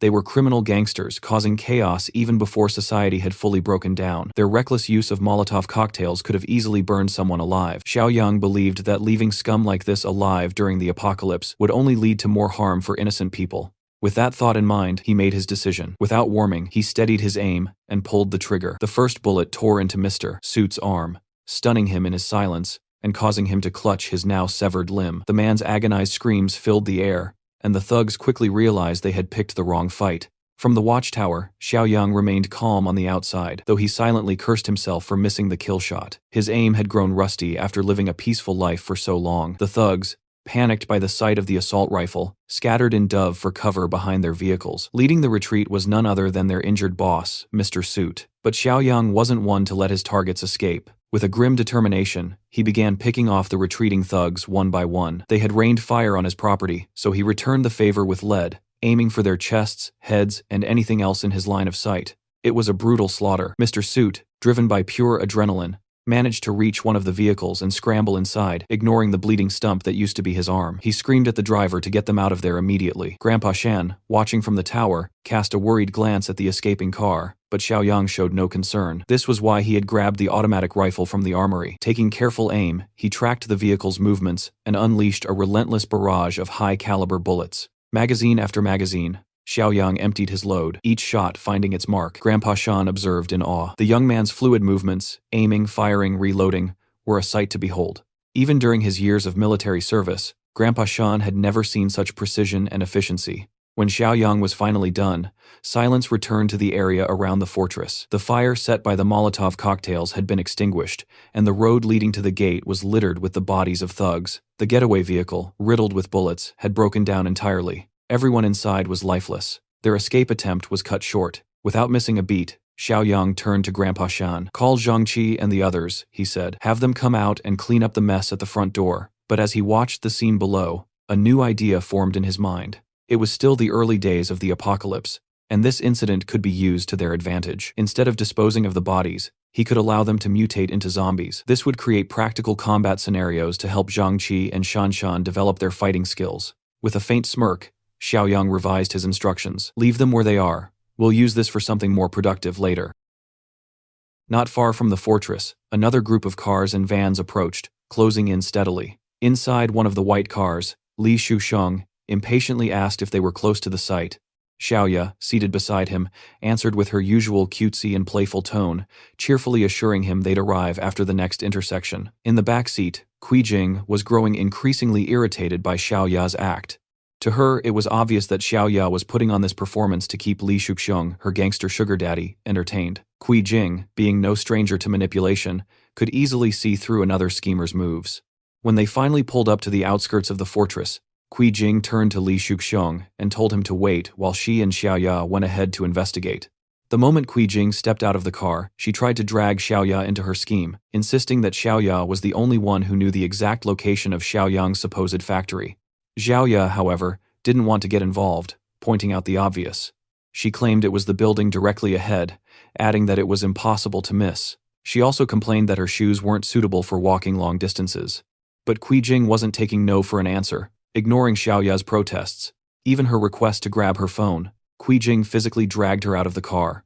Reluctantly, Xiaoya followed, though she silently fumed at being forced into this mess. Back in the car, Li Shuxiong called his crew to action. Get ready to move at a moment's notice, he ordered. He planned to lead the charge with the vans packed full of young thugs and veteran gangsters following close behind. As they walked toward the fortress, Xiaoya whispered her frustrations to Jing, making it clear she didn't want to be dragged into whatever chaos was about to unfold. But Jing, ever suspicious, saw through Xiaoya's reluctance. She assumed Xiaoya was making a play for her gangster sugar daddy. The truth was far more calculating. Xiaoya had no interest in Li Shuxiong. She had dressed up and played her part in hopes of catching the attention of Xiaoyang. After all, Jing's involvement with Fatty had already compromised her in Xiaoyang's eyes. As they approached the gate, the women finally noticed the grisly scene ahead. The road leading to the fortress was littered with corpses riddled with bullet wounds. Xiaoya froze in fear, urging Jing to turn back. Judging by the dried blood, it was clear the bodies had been there for some time. Jing, however, was undeterred. She guessed that the bodies belonged to two rival groups who had fought over Xiaoyang's supplies. With hardened criminals lying dead in the aftermath, she assumed that Xiaoyang, the supposed loser, must have been caught in the crossfire. But even if he hadn't survived, the supplies were all that mattered. Xiaoya tried to reason with her, suggesting they let Li Shuxiong and his boys handle the situation. But Jing insisted on sneaking closer to check if the factory gates were locked. What the women didn't know was that the gangster corpses had already begun mutating, the virus in their systems activating post-mortem. Oblivious to the danger, the two women pressed on toward the gates. Standing in front of the massive steel barrier, Xiaoya pointed out that there was no visible way to open it. The gates were sealed tight, and even the interior compound was obscured from view. That at least gave her some relief, as it suggested Xiaoyang might still be safe and secure. Their scheming was interrupted when a voice called out from the outpost near the entrance. Shanshan, armed with a crossbow, stood guard. Putting on a tough front, she demanded to know who they were and how they'd found the fortress. Xiaoya quickly adopted a friendly tone, pretending to be an old acquaintance. She told Shanshan that the two of them were friends of Xiaoyang. Jing, always bold, went a step further, claiming to be Xiaoyang's girlfriend. Shanshan, unimpressed, turned back toward the compound to inform Xiaoyang of the two witches outside, one of whom was making wild claims about being his girlfriend. As soon as Shanshan was out of earshot, Jing began venting her frustration. She accused Xiaoyang of ditching her for a younger woman, clearly referring to Shanshan. Xiaoya, more pragmatic, warned Jing to keep her emotions in check. Shanshan had a crossbow and wasn't afraid to use it. The women's confidence, however, lay in their belief that Li Shuxiong and his armed gang could pull off the heist. As far as they were concerned, all they needed to do was open the gates and let the chaos unfold.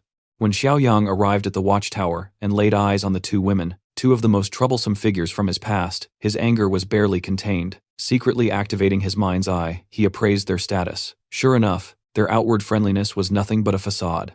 Both women were seething with hidden negative emotions, each trying to manipulate the situation to their advantage. Xiaoya wasted no time putting on her performance, claiming they had come to check on Xiaoyang out of concern. She painted a picture of chaos and worry, trying to appeal to his pity. But Xiaoyang, having learned his lesson from past experiences, wasn't falling for it. With a cold smirk, he called their bluff. So he asked, his voice dripping with sarcasm, "What kind of weapons did you bring with you this time?" The scheming duo, Kui Jing and Xiaoya, stood frozen in place. Their plans had been completely unraveled before they even stepped into the fortress. To make matters worse, Xiaoyang decided to teach them a lesson right then and there. From the watchtower, he opened fire, raining bullets onto the spot where they stood. Panicked, the two women screamed and danced around, dodging the shots. They shouted at him, calling him crazy for being so reckless. But Xiaoyang, standing tall and calm, emptied his magazine without hesitation. Xiaoya was terrified of the firearm and tried to appeal for a calmer, less hostile resolution. Kui Jing, however, doubled down, treating Xiaoyang as the weak, spineless fool she always thought he was. They couldn't have been more wrong. Killing them outright would have been too easy for Xiaoyang.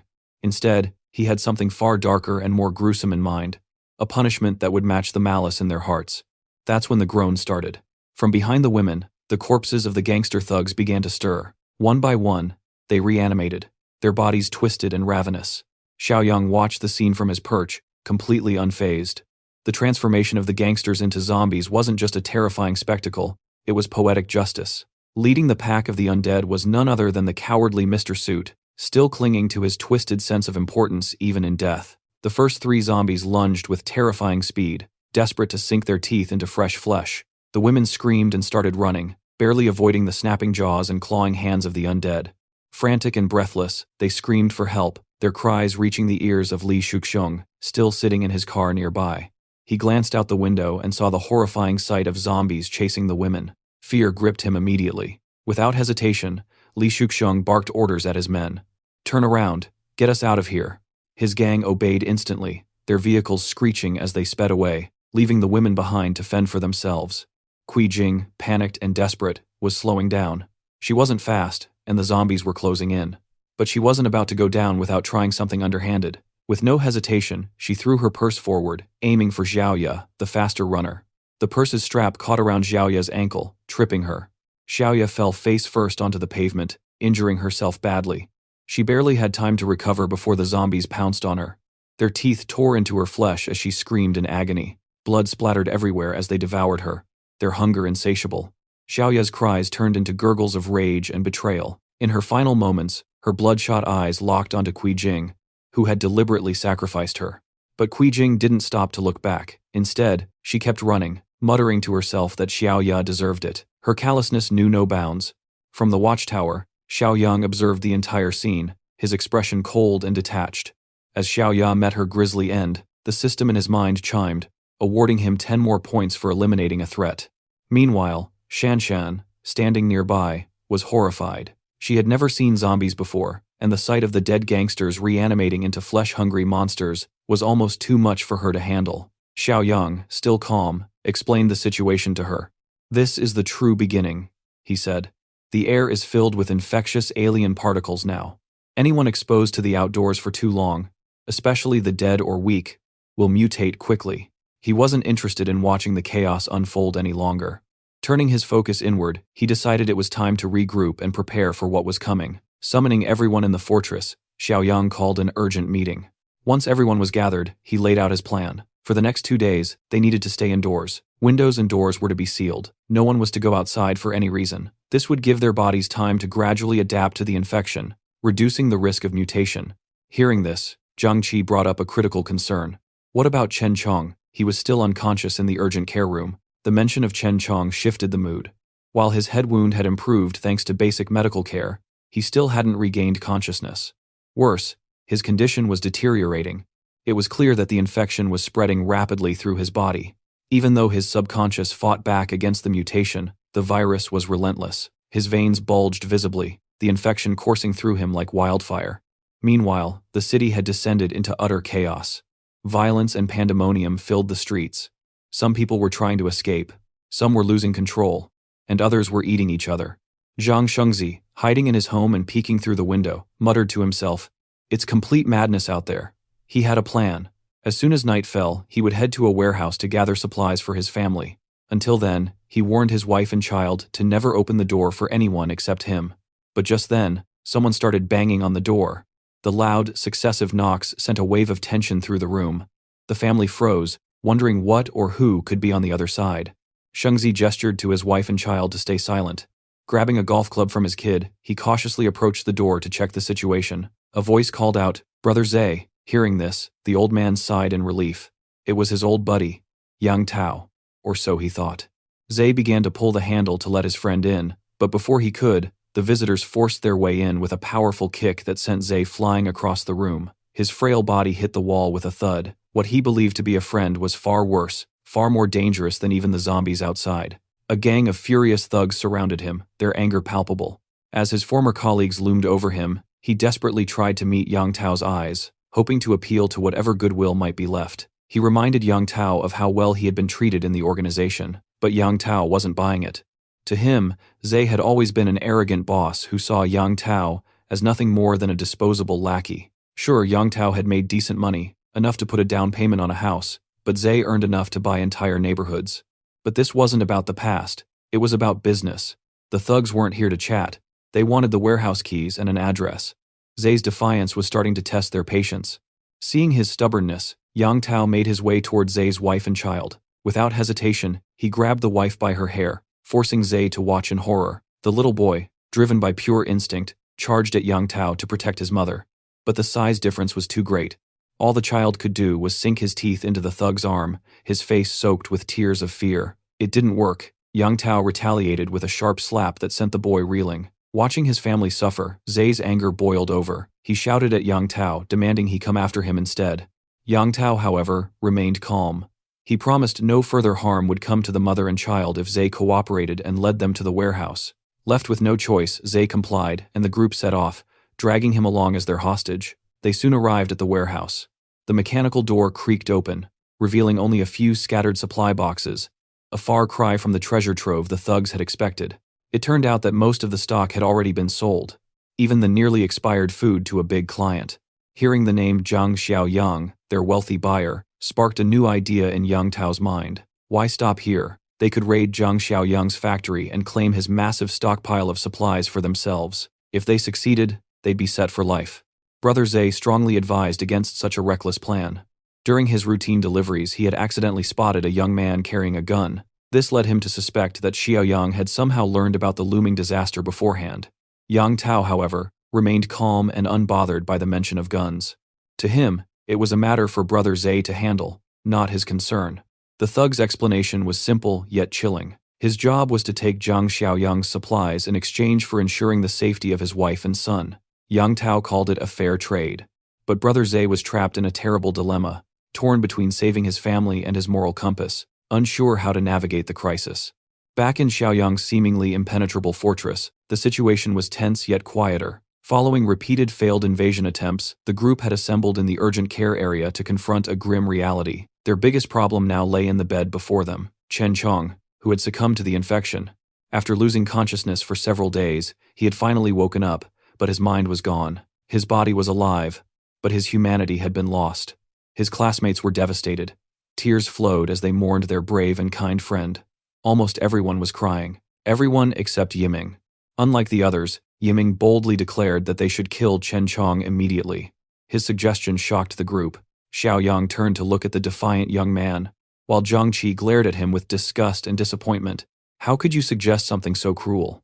But Yiming stood firm. He argued that Chen Chong was already gone. If they didn't put an end to his suffering now and he somehow broke free, everyone's lives would be at risk. Xiaoyang, known for his pragmatism, agreed with Yiming's cold logic. The chances of recovery were nearly zero.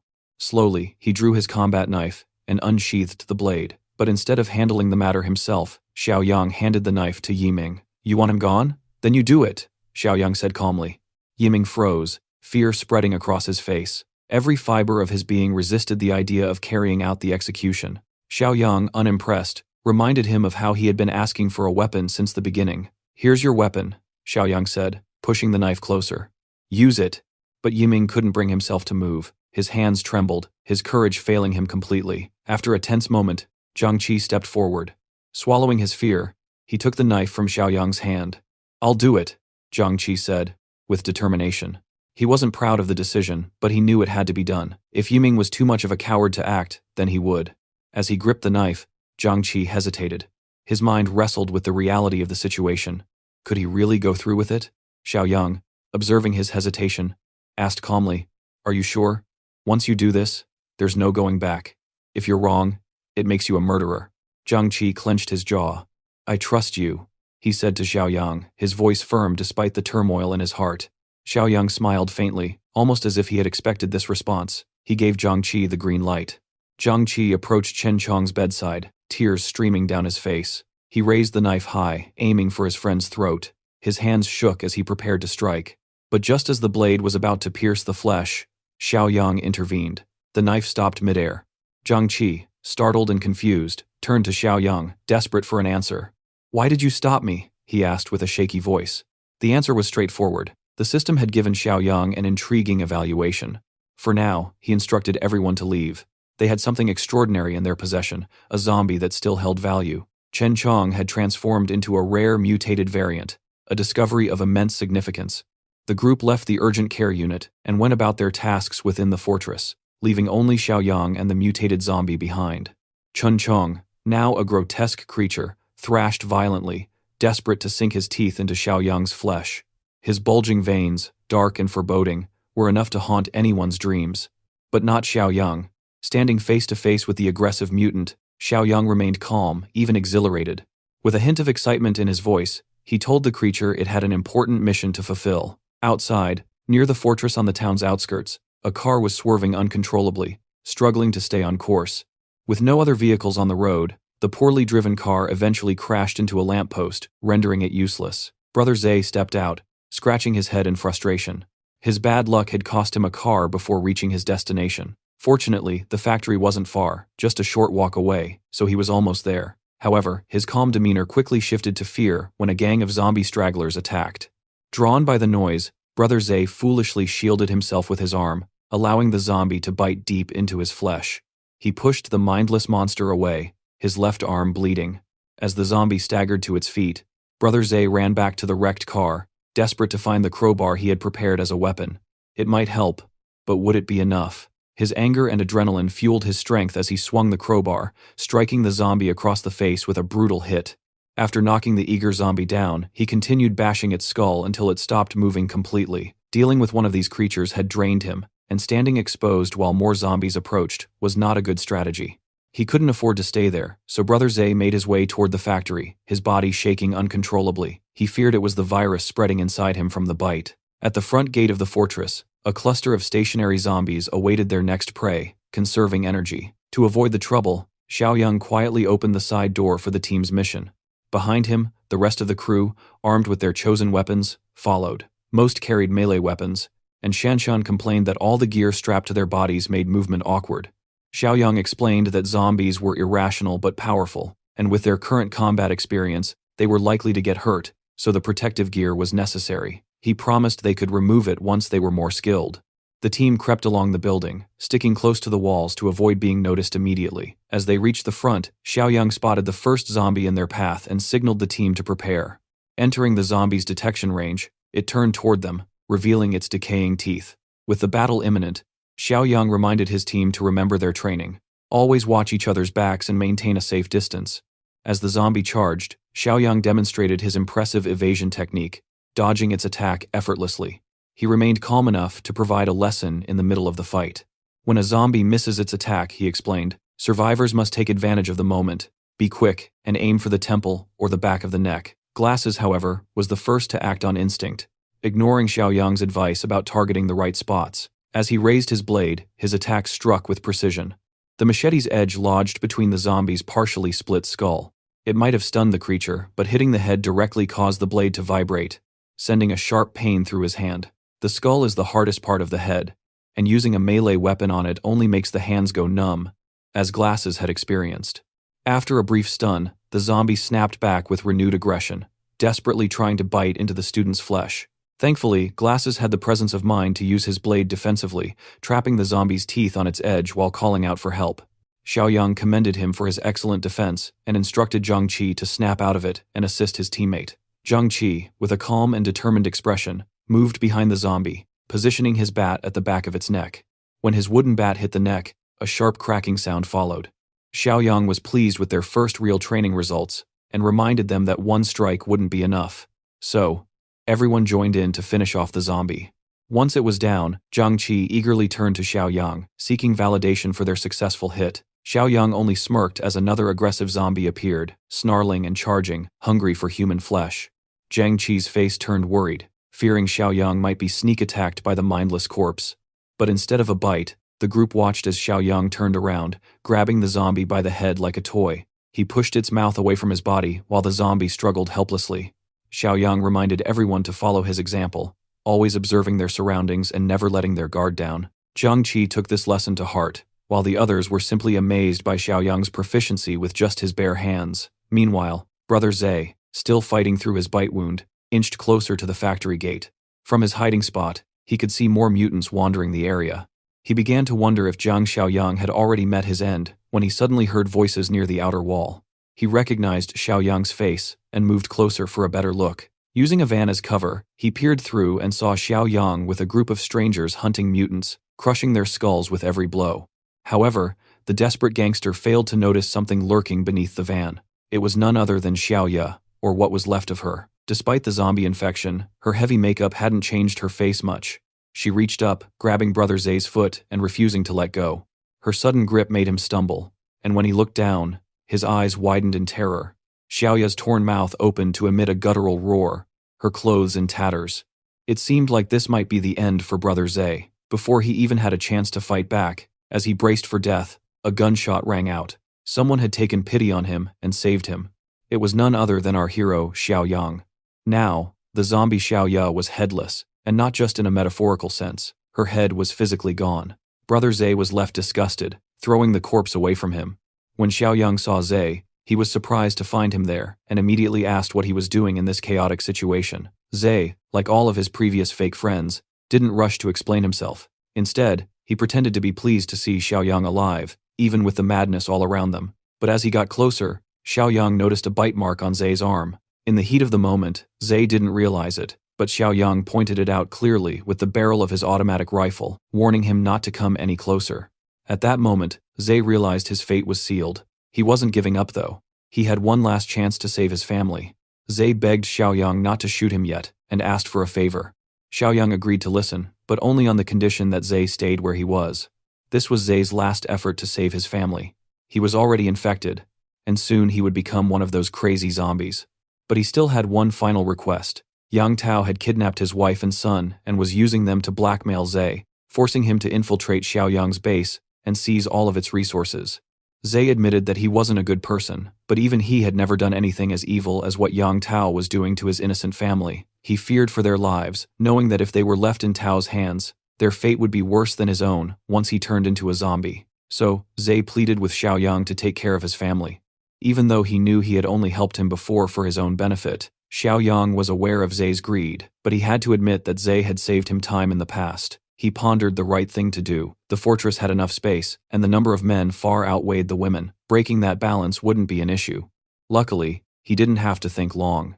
A notification from the system arrived, offering a new mission called Entrust the Wife and Child. To complete it, Xiaoyang would have to rescue Zhe's family, and he would gain more points for this task than for clearing out zombies near the fortress. Without hesitation, Xiaoyang agreed to take care of Zhe's family. Zhe, overwhelmed with gratitude, couldn't believe Xiaoyang's kindness. He even bowed, saying that he could never repay him in this life, but would serve him faithfully in the next life. But Zhe had one final request. Xiaoyang pretended not to understand. But it was clear Zhe didn't want to turn into one of those monstrous zombies and put his family at risk. He asked Xiaoyang to end his life now. Xiaoyang, however, wasn't in a hurry to act. Unlike Zhe, he understood how the apocalyptic world worked. Instead, he told Shashan to bring a bicycle from the warehouse for Zhe. He advised him to go as far from people as possible to a completely isolated place. Zhe didn't understand why Xiaoyang was doing this, but he didn't question it. He didn't have much time left and had no choice but to follow Xiaoyang's instructions, driven by thoughts of his wife and son. Zhe took off on the bicycle, determined to escape the inevitable zombie transformation that was already spreading through his body. Meanwhile, Xiaoyang and his team finished clearing out the zombies near the fortress. They piled them up, drenched them with fuel, and set them on fire. It was a tough day, and they were exhausted, but at least now the zombies would never rise again. Xiaoyang's team was now experienced enough to defeat a zombie in close combat without taking damage. However, when dealing with larger groups, they were still unprepared. Xiaoyang quickly advised his team to head back to the fortress, where he entrusted Grandpa Shen with a critical task: guarding the weapons warehouse. The safety of the fortress would be in the old man's hands while Xiaoyang went into the city that night. Grandpa was curious about Xiaoyang's plans. Zhangqi wanted to accompany him, but Xiaoyang quickly reassured them there was no need. They weren't ready for the dangers of the city, and it was more important to protect the fortress. He had to trust the old man to handle the defense. Before leaving, Xiaoyang loaded up on melee and ranged weapons and prepared to buy more supplies from the system store. Unfortunately, it was updating too slowly, and he was frustrated. He manually updated the store, and 3 new supply boxes appeared: Black Tech, Life-Saving, and Armed Deterrent. The Black Tech box was the most expensive, and with the manual update cost increasing to 4 points, Xiaoyang had to be careful. Still, he bought the Black Tech supply box. After opening it, a blinding light filled the car, and Xiaoyang was rewarded with a physical enhancement serum that increased his strength by 5 points. The intense flash made him momentarily disoriented, but once the pain subsided, he realized the value of the serum. With his strength now at 13 points, about 2.6 times stronger than an average person, he was ready for the mission ahead. Back at Brother Zay's home, things were tense. His wife was trying to reassure their son, telling him that his father would take care of everything. But Yang Tao's thugs had grown impatient. They broke into the room, and the terrified wife asked what they were going to do. The answer was clear: Yang Tao was going to have his fun. Sadly, in this apocalyptic world, no one would come to her rescue. That was exactly what Yang Tao was counting on. Xiaoli's clothes were being torn apart by a group of thugs, their faces showing not even a hint of shame. Her desperate son struggled, pushing one of them with all his might, trying to protect his mother. Just then, Li, the guy with the ponytail, walked in, his eyes scanning the room as he asked what all the noise was about. One of the goons smirked, saying they were just about to have some fun, and even invited Li to join them. But Li wasn't interested. He told them the job wasn't finished yet, and they had no time for distractions. They needed to focus and get it done. Annoyed, one of the thugs grumbled, asking what the big deal was. They'd done this sort of thing plenty of times before. That's when Li's patience wore thin. He shot the thug a sharp look and reminded him exactly who they were dealing with. This wasn't just anyone. It was Zhang Shengzai's wife and kid. If she couldn't take it and ended her life, Zai would have nothing left to lose. And when that happened, he'd come after every single one of them. None of them would make it out alive. Still, Li didn't completely shut him down. He assured the thug that once they took care of Zai, they could come back and break her spirit however they wanted, not letting her rest for a single day. The thug, though disappointed, called Li a party pooper for ruining the mood. But in the end, he backed off and motioned for the others to leave. Yang Tao threw Xiao Li a chilling look on his way out, taunting her to wait for her turn. Left alone, Xiao Li and her son could do nothing but cry, helpless as night fell. Meanwhile, on the deserted streets outside, our boy was behind the wheel, cruising through the city with a lot on his mind. With 13 points in stamina, he now had more than twice the strength of an average person. His reaction time was sharper, and his control had improved significantly. As he zoomed through the cluttered streets, drifting around corners with precision, he felt the rush of adrenaline coursing through him. But the city center was up ahead, and he knew driving any further would only attract more unwanted attention. It was time to move on foot. Just as he stepped out of the car, a chilling roar echoed through the empty streets. Turning around, he spotted 2 zombies charging straight at him, but he didn't flinch. In a swift move, he dodged their attack and slammed his shoulder into one of them with such force that it knocked the other down as well. Without hesitation, he summoned his sword and charged at the zombies, going full throttle. With a single swing, both of their heads flew off in an instant. These zombies were nothing more than punching bags, now a perfect way for him to test his newfound strength and reflexes. He couldn't help but marvel at how effortlessly he was overpowering them. There was no doubt his physical strength had more than doubled compared to an average person. On top of that, his instincts had sharpened, and with his enhanced hearing, he could tell that his destination was only about 800 meters away.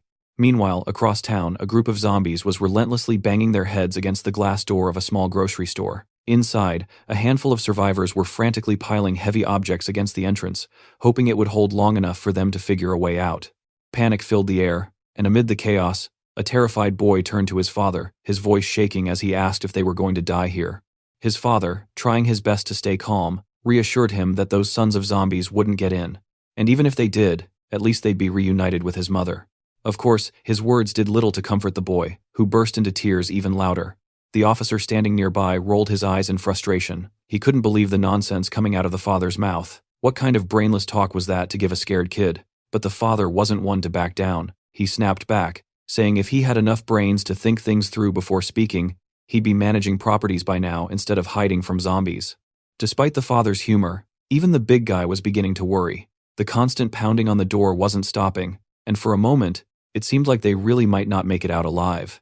Just as the tension reached its peak, a sudden gunshot echoed through the air. One of the zombies clinging to the door had its head blown apart, sending a shockwave through the group. The boy collapsed to the ground in fear, while his father stood frozen, clueless about what just happened. The officers snapped into action, telling them to move the barricade aside and check outside, but not to make any noise. Slowly and carefully, they peeked through the narrow gap, only to realize that all the nearby zombies had already been taken care of. Relieved, but still cautious, they stepped outside. The boy's eyes widened in shock as he suddenly blurted out something about a mutant. His father, confused, quickly asked what he meant. In a hushed, shaky voice, the boy explained, "It wasn't just an ordinary zombie out there. It was stronger, faster, and deadlier, just like in the comics, novels, and games." The father was getting more and more annoyed with his son, who couldn't stop talking about games, even in the face of danger. Frustrated, he snapped at him, wondering how his son could still be so obsessed with entertainment at a time like this. No wonder his grades were always the worst, the father thought bitterly. "Don't forget that this father's name is Old Song, so we will be calling him that from now on." The officer, growing impatient, turned to him and told him to cut it out. How were grades even relevant right now? They had bigger things to worry about. He urged them to stay focused and keep an eye on their surroundings. After all, they didn't want that mutant zombie ambushing them out of nowhere. As they moved forward, the officer repeated his warning, reminding them to stay alert. Step by step, they carefully made their way toward the base. Eventually, they reached a fork in the path and came to a stop. That's when Old Song's eyes landed across the street. There stood a young man, clearly focused on something. It was none other than our boy, deep in thought, busy adding points to his system and fine-tuning his stats. Before anyone could think, Old Song's son suddenly screamed in panic, pointing at him and shouting that it was a mutant zombie. But the officer, being the only one with some common sense, quickly assessed the situation. This guy didn't look like a zombie at all. He looked like a survivor. Our boy couldn't help but chuckle at the boy's wild imagination and casually told him to stop jumping to conclusions. The officer, now relieved, stepped forward cautiously and warned our boy that it was too dangerous to be wandering around alone. He suggested that they should stick together if they wanted to survive and invited him to join their group. Curious but cautious, Zhang Xiaoyang Shang asked them who they were and why only a few of them were out here. As he scanned the area, the officer explained that they were searching for supplies and mentioned that many civilians were still gathered at Rancian Garden. The mention of the place triggered a memory in Xiaoyang's mind. He recalled that Jinyu Mansion was nearby, not far from where they stood. Old Song immediately agreed, pointing out that it was just across the street. He then urged Xiaoyang to join them, emphasizing that there was strength in numbers. With Officer Lee carrying a gun and their experience dealing with mad zombies, they were confident in their ability to protect him. Of course, they had no clue about our boy's true capabilities, but instead of showing off or bragging about his strength, he simply nodded and agreed to go with them. And with that, they cautiously continued their journey forward, each step taken with care and vigilance. Old Song looked at Zhang Xiaoyang with a curious expression, asking why he wanted to go to Jinyu Mansion. He wondered if there was someone important he was trying to find. Xiaoyang simply replied with a yes, offering no further details. But Old Song wasn't done yet. He pressed on, asking if it was a relative or perhaps a girlfriend. Then, with a somber tone, he reminded Xiaoyang that it was the end of the world, and whoever he was looking for was probably already dead. He advised Xiaoyang to prepare himself mentally for that harsh reality. The officer gritted his teeth and nodded. He admitted that even if they hadn't been killed by the Ravagers, there was still a chance they might have run into those beasts. The mention of beasts caught Xiaoyang's attention, and he immediately asked what he meant by that. Officer Lee revealed that a group of thugs had taken over the Bichui Mountain Villa area in the eastern part of the city. To survive, they didn't hesitate to harm other survivors. Their group had once encountered them and lost many companions in the process. Officer Lee's face darkened at the memory, and he decided not to dwell on it further, simply reminding everyone to stay vigilant when dealing with other survivors. Suddenly, a sharp voice cut through the tense atmosphere. The boy shouted for the officer to be careful. Spinning around, Officer Lee spotted a zombie lunging straight at him. Without hesitation, he took it down with a few well-placed shots. He stood there, panting heavily, his heart pounding in his chest. For a brief moment, he thought it was over. But the relief didn't last long. The sound of gunfire had attracted more zombies, and panic quickly set in. Just then, his eyes landed on an abandoned bus nearby. Without wasting a second, he signaled for everyone to run toward it. Xiaoyang, however, grinned to himself, thinking a step ahead. Running blindly could attract even more zombies, but the bus, being a closed shelter, offered solid defense. The only downside, if it got surrounded, there would be no way out. By the time he finished his assessment, everyone had already made it into the bus. Officer Li, still catching his breath, called out to him, urging him to hurry and keep up. Just as the tension reached its peak, Zhang Xiaoyang jumped into the bus, and Officer Li wasted no time slamming the door shut behind him.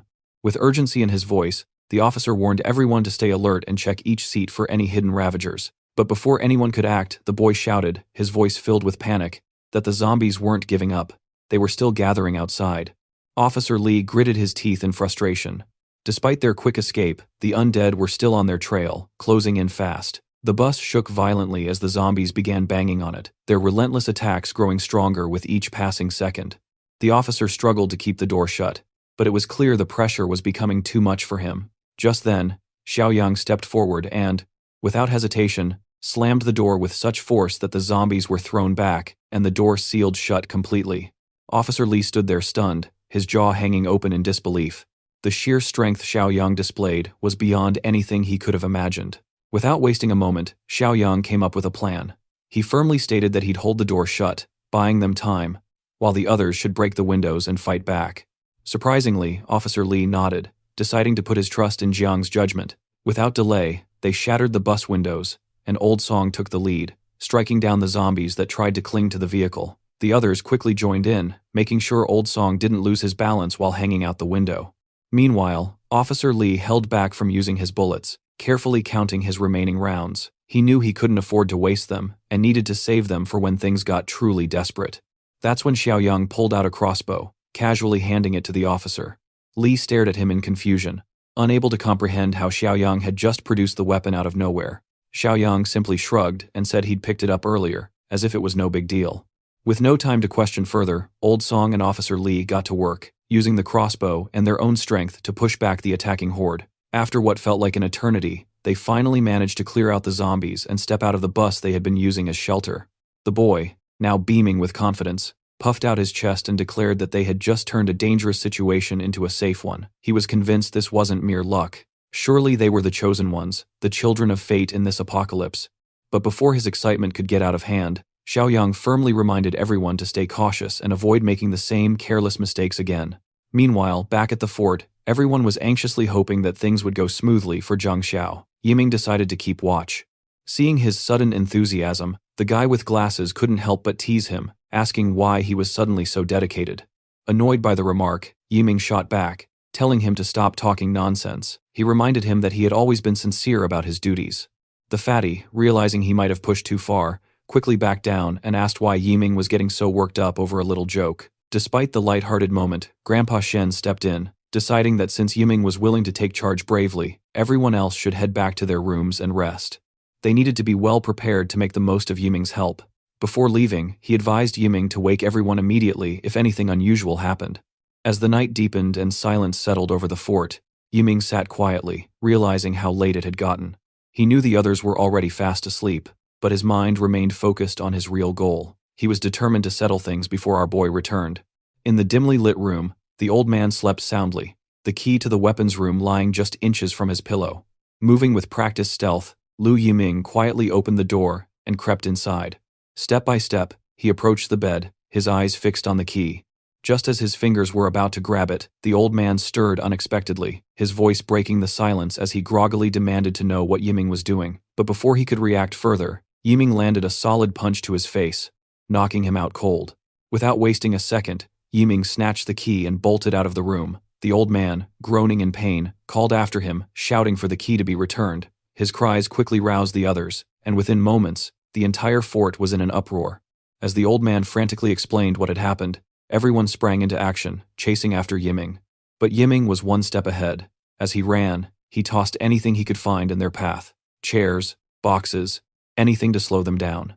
Strangely enough, instead of simply jumping over the obstacles, they all stood there as if frozen, like game characters stuck behind an invisible wall in a restricted area. It was almost comical how easily they were stopped. While making his escape, Yiming noticed the nursery room up ahead. Since he was already in this deep, he figured he might as well go all the way. He slipped inside, where Chen Chong, the zombie, was strapped to the bed. As Yiming cautiously approached, the zombie Chen suddenly lashed out with its free hand. Yiming stumbled back in shock. Realizing that only one hand was properly restrained, he wondered if the straps had been too loose when they tied the creature down. Oddly enough, instead of feeling worried, Yiming grinned. If the zombie was already partially free, it would save him the trouble of untying it himself. Meanwhile, the others finally made it past the obstacles. But what they found in the corridor was far from pleasant. Frustration was evident on their faces as they realized Yiming had gone out of his way just to let Chen Chong out of the infirmary. The old man couldn't help but regret not realizing sooner what a snake Yiming was. But Shanshan quickly reminded him that there was no point in regretting now. They needed to focus on what to do next. With all their weapons locked in the warehouse, their first priority was to make sure the zombie was secured back in the infirmary. Grandpa Shen decided they should use the method Zhang Xiaoyang had taught them earlier.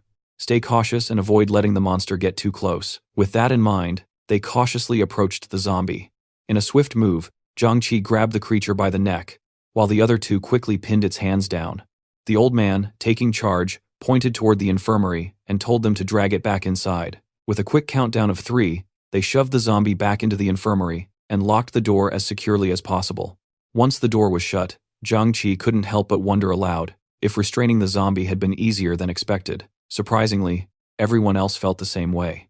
But before they could dwell on it, the old man brought them back to reality, reminding them that they had wasted too much time. By now, that little brat must have already grabbed all the weapons. And just as he finished speaking, Yiming appeared with a smug look, questioning the old man's audacity to call him a little brat. To make things worse, he now had a gun in his hands. Unfortunately for everyone, the storeroom only had one weapon, which annoyed Lu Yiming, but he figured it was enough to deal with them all. Once he was done with them, he could take his time searching for the rest. With the gun pointed straight at them, Yiming ordered them to move back into the room. Zhang Qi tried to reason with him, reminding him that it was Zhang Xiaoyang who saved everyone and gave them a chance to survive. But Yiming simply sneered, saying that just because he saved them didn't mean they had to serve him like slaves for the rest of their days.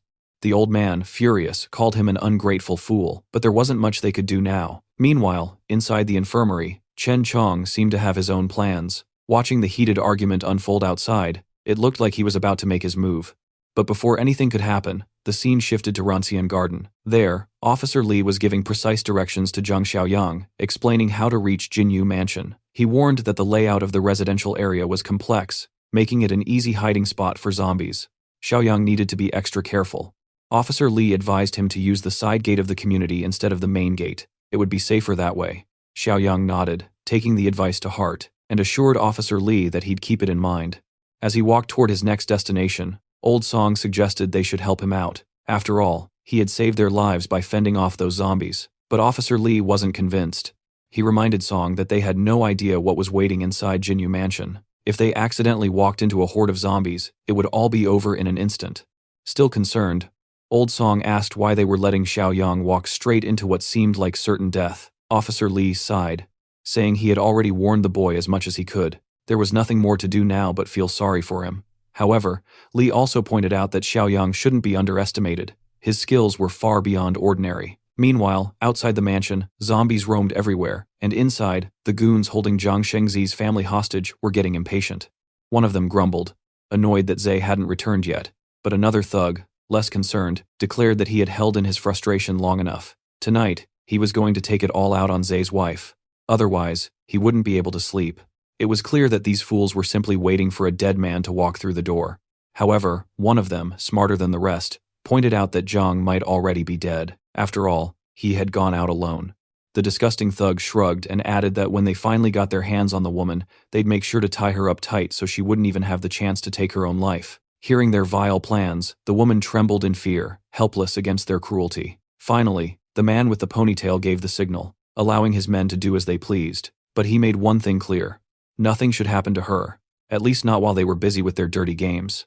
Just then, something outside caught Ponytail's attention. His eyes narrowed as he noticed something unusual. The zombies, every single one of them, had mysteriously dropped dead. He had no idea what was going on, but we know who did this.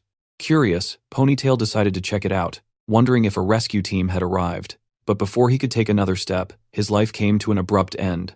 The moment he stepped outside, a dagger slashed through his throat, cutting it clean. His head hit the ground with a dull thud, rolling away lifelessly.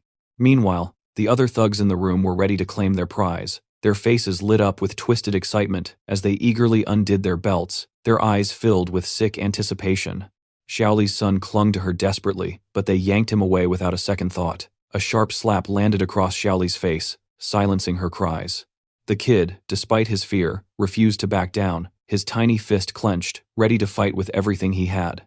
But the thugs had no patience for his defiance. They kicked him out of the room, slamming the door shut behind him, leaving him alone outside.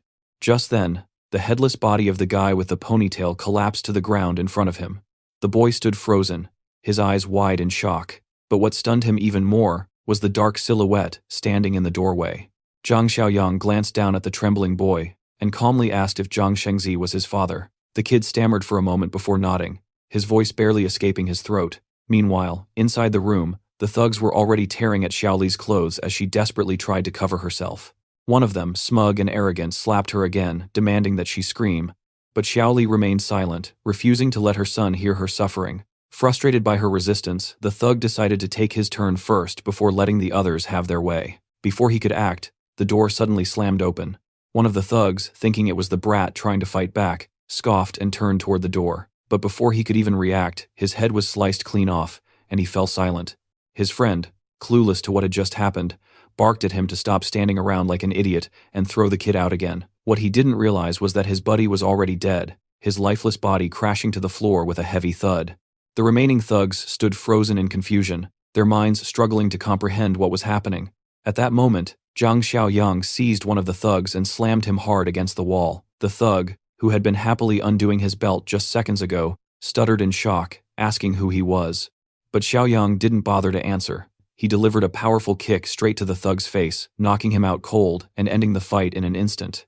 Meanwhile, back at the fort, tension filled the air. Lu Yiming stood with his gun, pointed at everyone, his voice cold and final, as he warned them one last time, "Move, or he would shoot."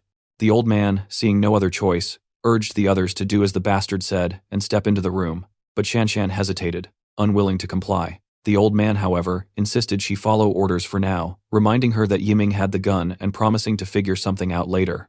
Yiming smirked, his expression full of arrogance and disgust. He told them there was nothing to figure out, no escape, no clever plan. They hadn't even seen his true ruthlessness yet. He was determined to establish his dominance once and for all. Without wasting another second, he decided to take down the old man first since he was the one talking the most. The two people standing behind the old man desperately tried to talk him out of it, but before they could finish, a sudden noise froze everyone in place. The infirmary door's lock began to rattle. In the next instant, with a loud swing, the door flew open, leaving everyone in shock. To their disbelief, it was Chen Chong. Somehow, even in his berserk state, he had managed to unlock the door himself. It seemed impossible, ridiculous even. But there he was, free, and it was clear he had only one target in mind. His deadly gaze locked onto Yiming like a predator eyeing its prey. Panic washed over Yiming as he quickly raised his gun, determined not to let this monster, who could open locked doors at will, live a second longer. He pulled the trigger without hesitation. But to his horror, the gun jammed. His eyes widened in despair as he realized he was completely screwed. Before he could even react, Chen Chong lunged at him with terrifying speed. In a flash, he tore Yiming apart, ending the reign of the bastard who had kept everyone on edge for so long. But the horror didn't end there. Chen Chong, without a word, dragged Yiming's lifeless body toward the infirmary, leaving everyone speechless. They could only watch in stunned disbelief, unable to comprehend what they had just witnessed. Then, in a chilling move, Chen Chong picked up the key to the infirmary door, tossed it aside, and locked himself inside once again, leaving everyone outside standing in utter bewilderment. Meanwhile, Zhang Xiaoyang had finished dealing with the thugs and finally freed the terrified mother as she clung to her son protectively. Xiaoyang called the boy over to him, but the mother, holding him close, anxiously asked what he intended to do with her son. Without offering any explanation, Xiaoyang simply told the kid to come. After a moment of hesitation, the boy assured his mother that everything would be fine and slowly stepped forward.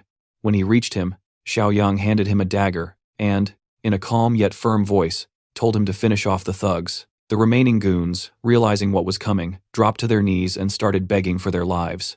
Even the mother, desperate and afraid, pleaded with Xiaoyang, insisting that her son was just a child. But Xiaoyang's response was unwavering. He stated that the boy wasn't just a kid anymore. Everything changed from this moment on. From now on, he was the one responsible for protecting his mother, and if he wanted to keep her safe, he needed to gather his courage and eliminate the monsters who had hurt her. As the disgusting smirks of the thugs flashed through his mind, a wave of anger surged within the boy. Fueled by rage and newfound determination, he charged at them, striking them down one by one. The mother's horrified gaze never left her son, and though the thugs were finally gone, the boy's heart remained heavy.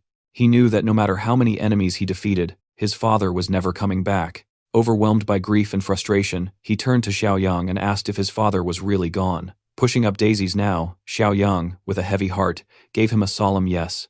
Unable to bear the weight of reality, the boy let the bloody knife slip from his hands and ran straight into his mother's embrace, holding her tightly, searching for comfort in her warmth.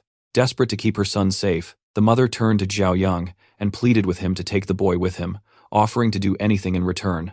But the boy wiped his tears and declared that he wanted to stay with his mother and protect her himself. Seeing his determination, Xiaoyang made an offer to both of them. He invited them to come with him. He revealed that he had promised Zhang Shengzi to keep them safe. With that assurance, the mother and son agreed to follow him, walking past the lifeless bodies of the thugs who had once tormented them. As they moved on, the boy Shuai glanced at the corpses scattered around, fear creeping into his eyes. What terrified him more, however, was the man who had taken them down so effortlessly. Noticing the unease in the boy's face, Xiaoyang, with his usual calm, simply stated that he was the one who had dealt with them all. Just then, Xiaoyang raised his hand, signaling them to stop. His sharp instincts picked up on something suspicious nearby. The scene shifts to Building 8, where a group of looters stands outside, demanding supplies from the terrified residents inside. They shout threats, assuring everyone that if they surrender their resources, they'll be spared. But deep down, everyone knows it's a lie. Inside the apartments, tension fills the air as our team debates whether they should give in. The fear is real, but Officer Lee quickly shuts down the idea, his voice firm. He reminds everyone that these looters are nothing more than animals. They won't keep their word. If they surrender, the men will be killed, and the women, well, they'll suffer a fate worse than death. The pressure is too much for one of the women, and she hesitantly suggests going outside to beg for mercy. But another woman immediately protests, refusing to become a plaything for those monsters. Before the argument can escalate, the gorilla stops them, silencing them both with a calm but commanding voice.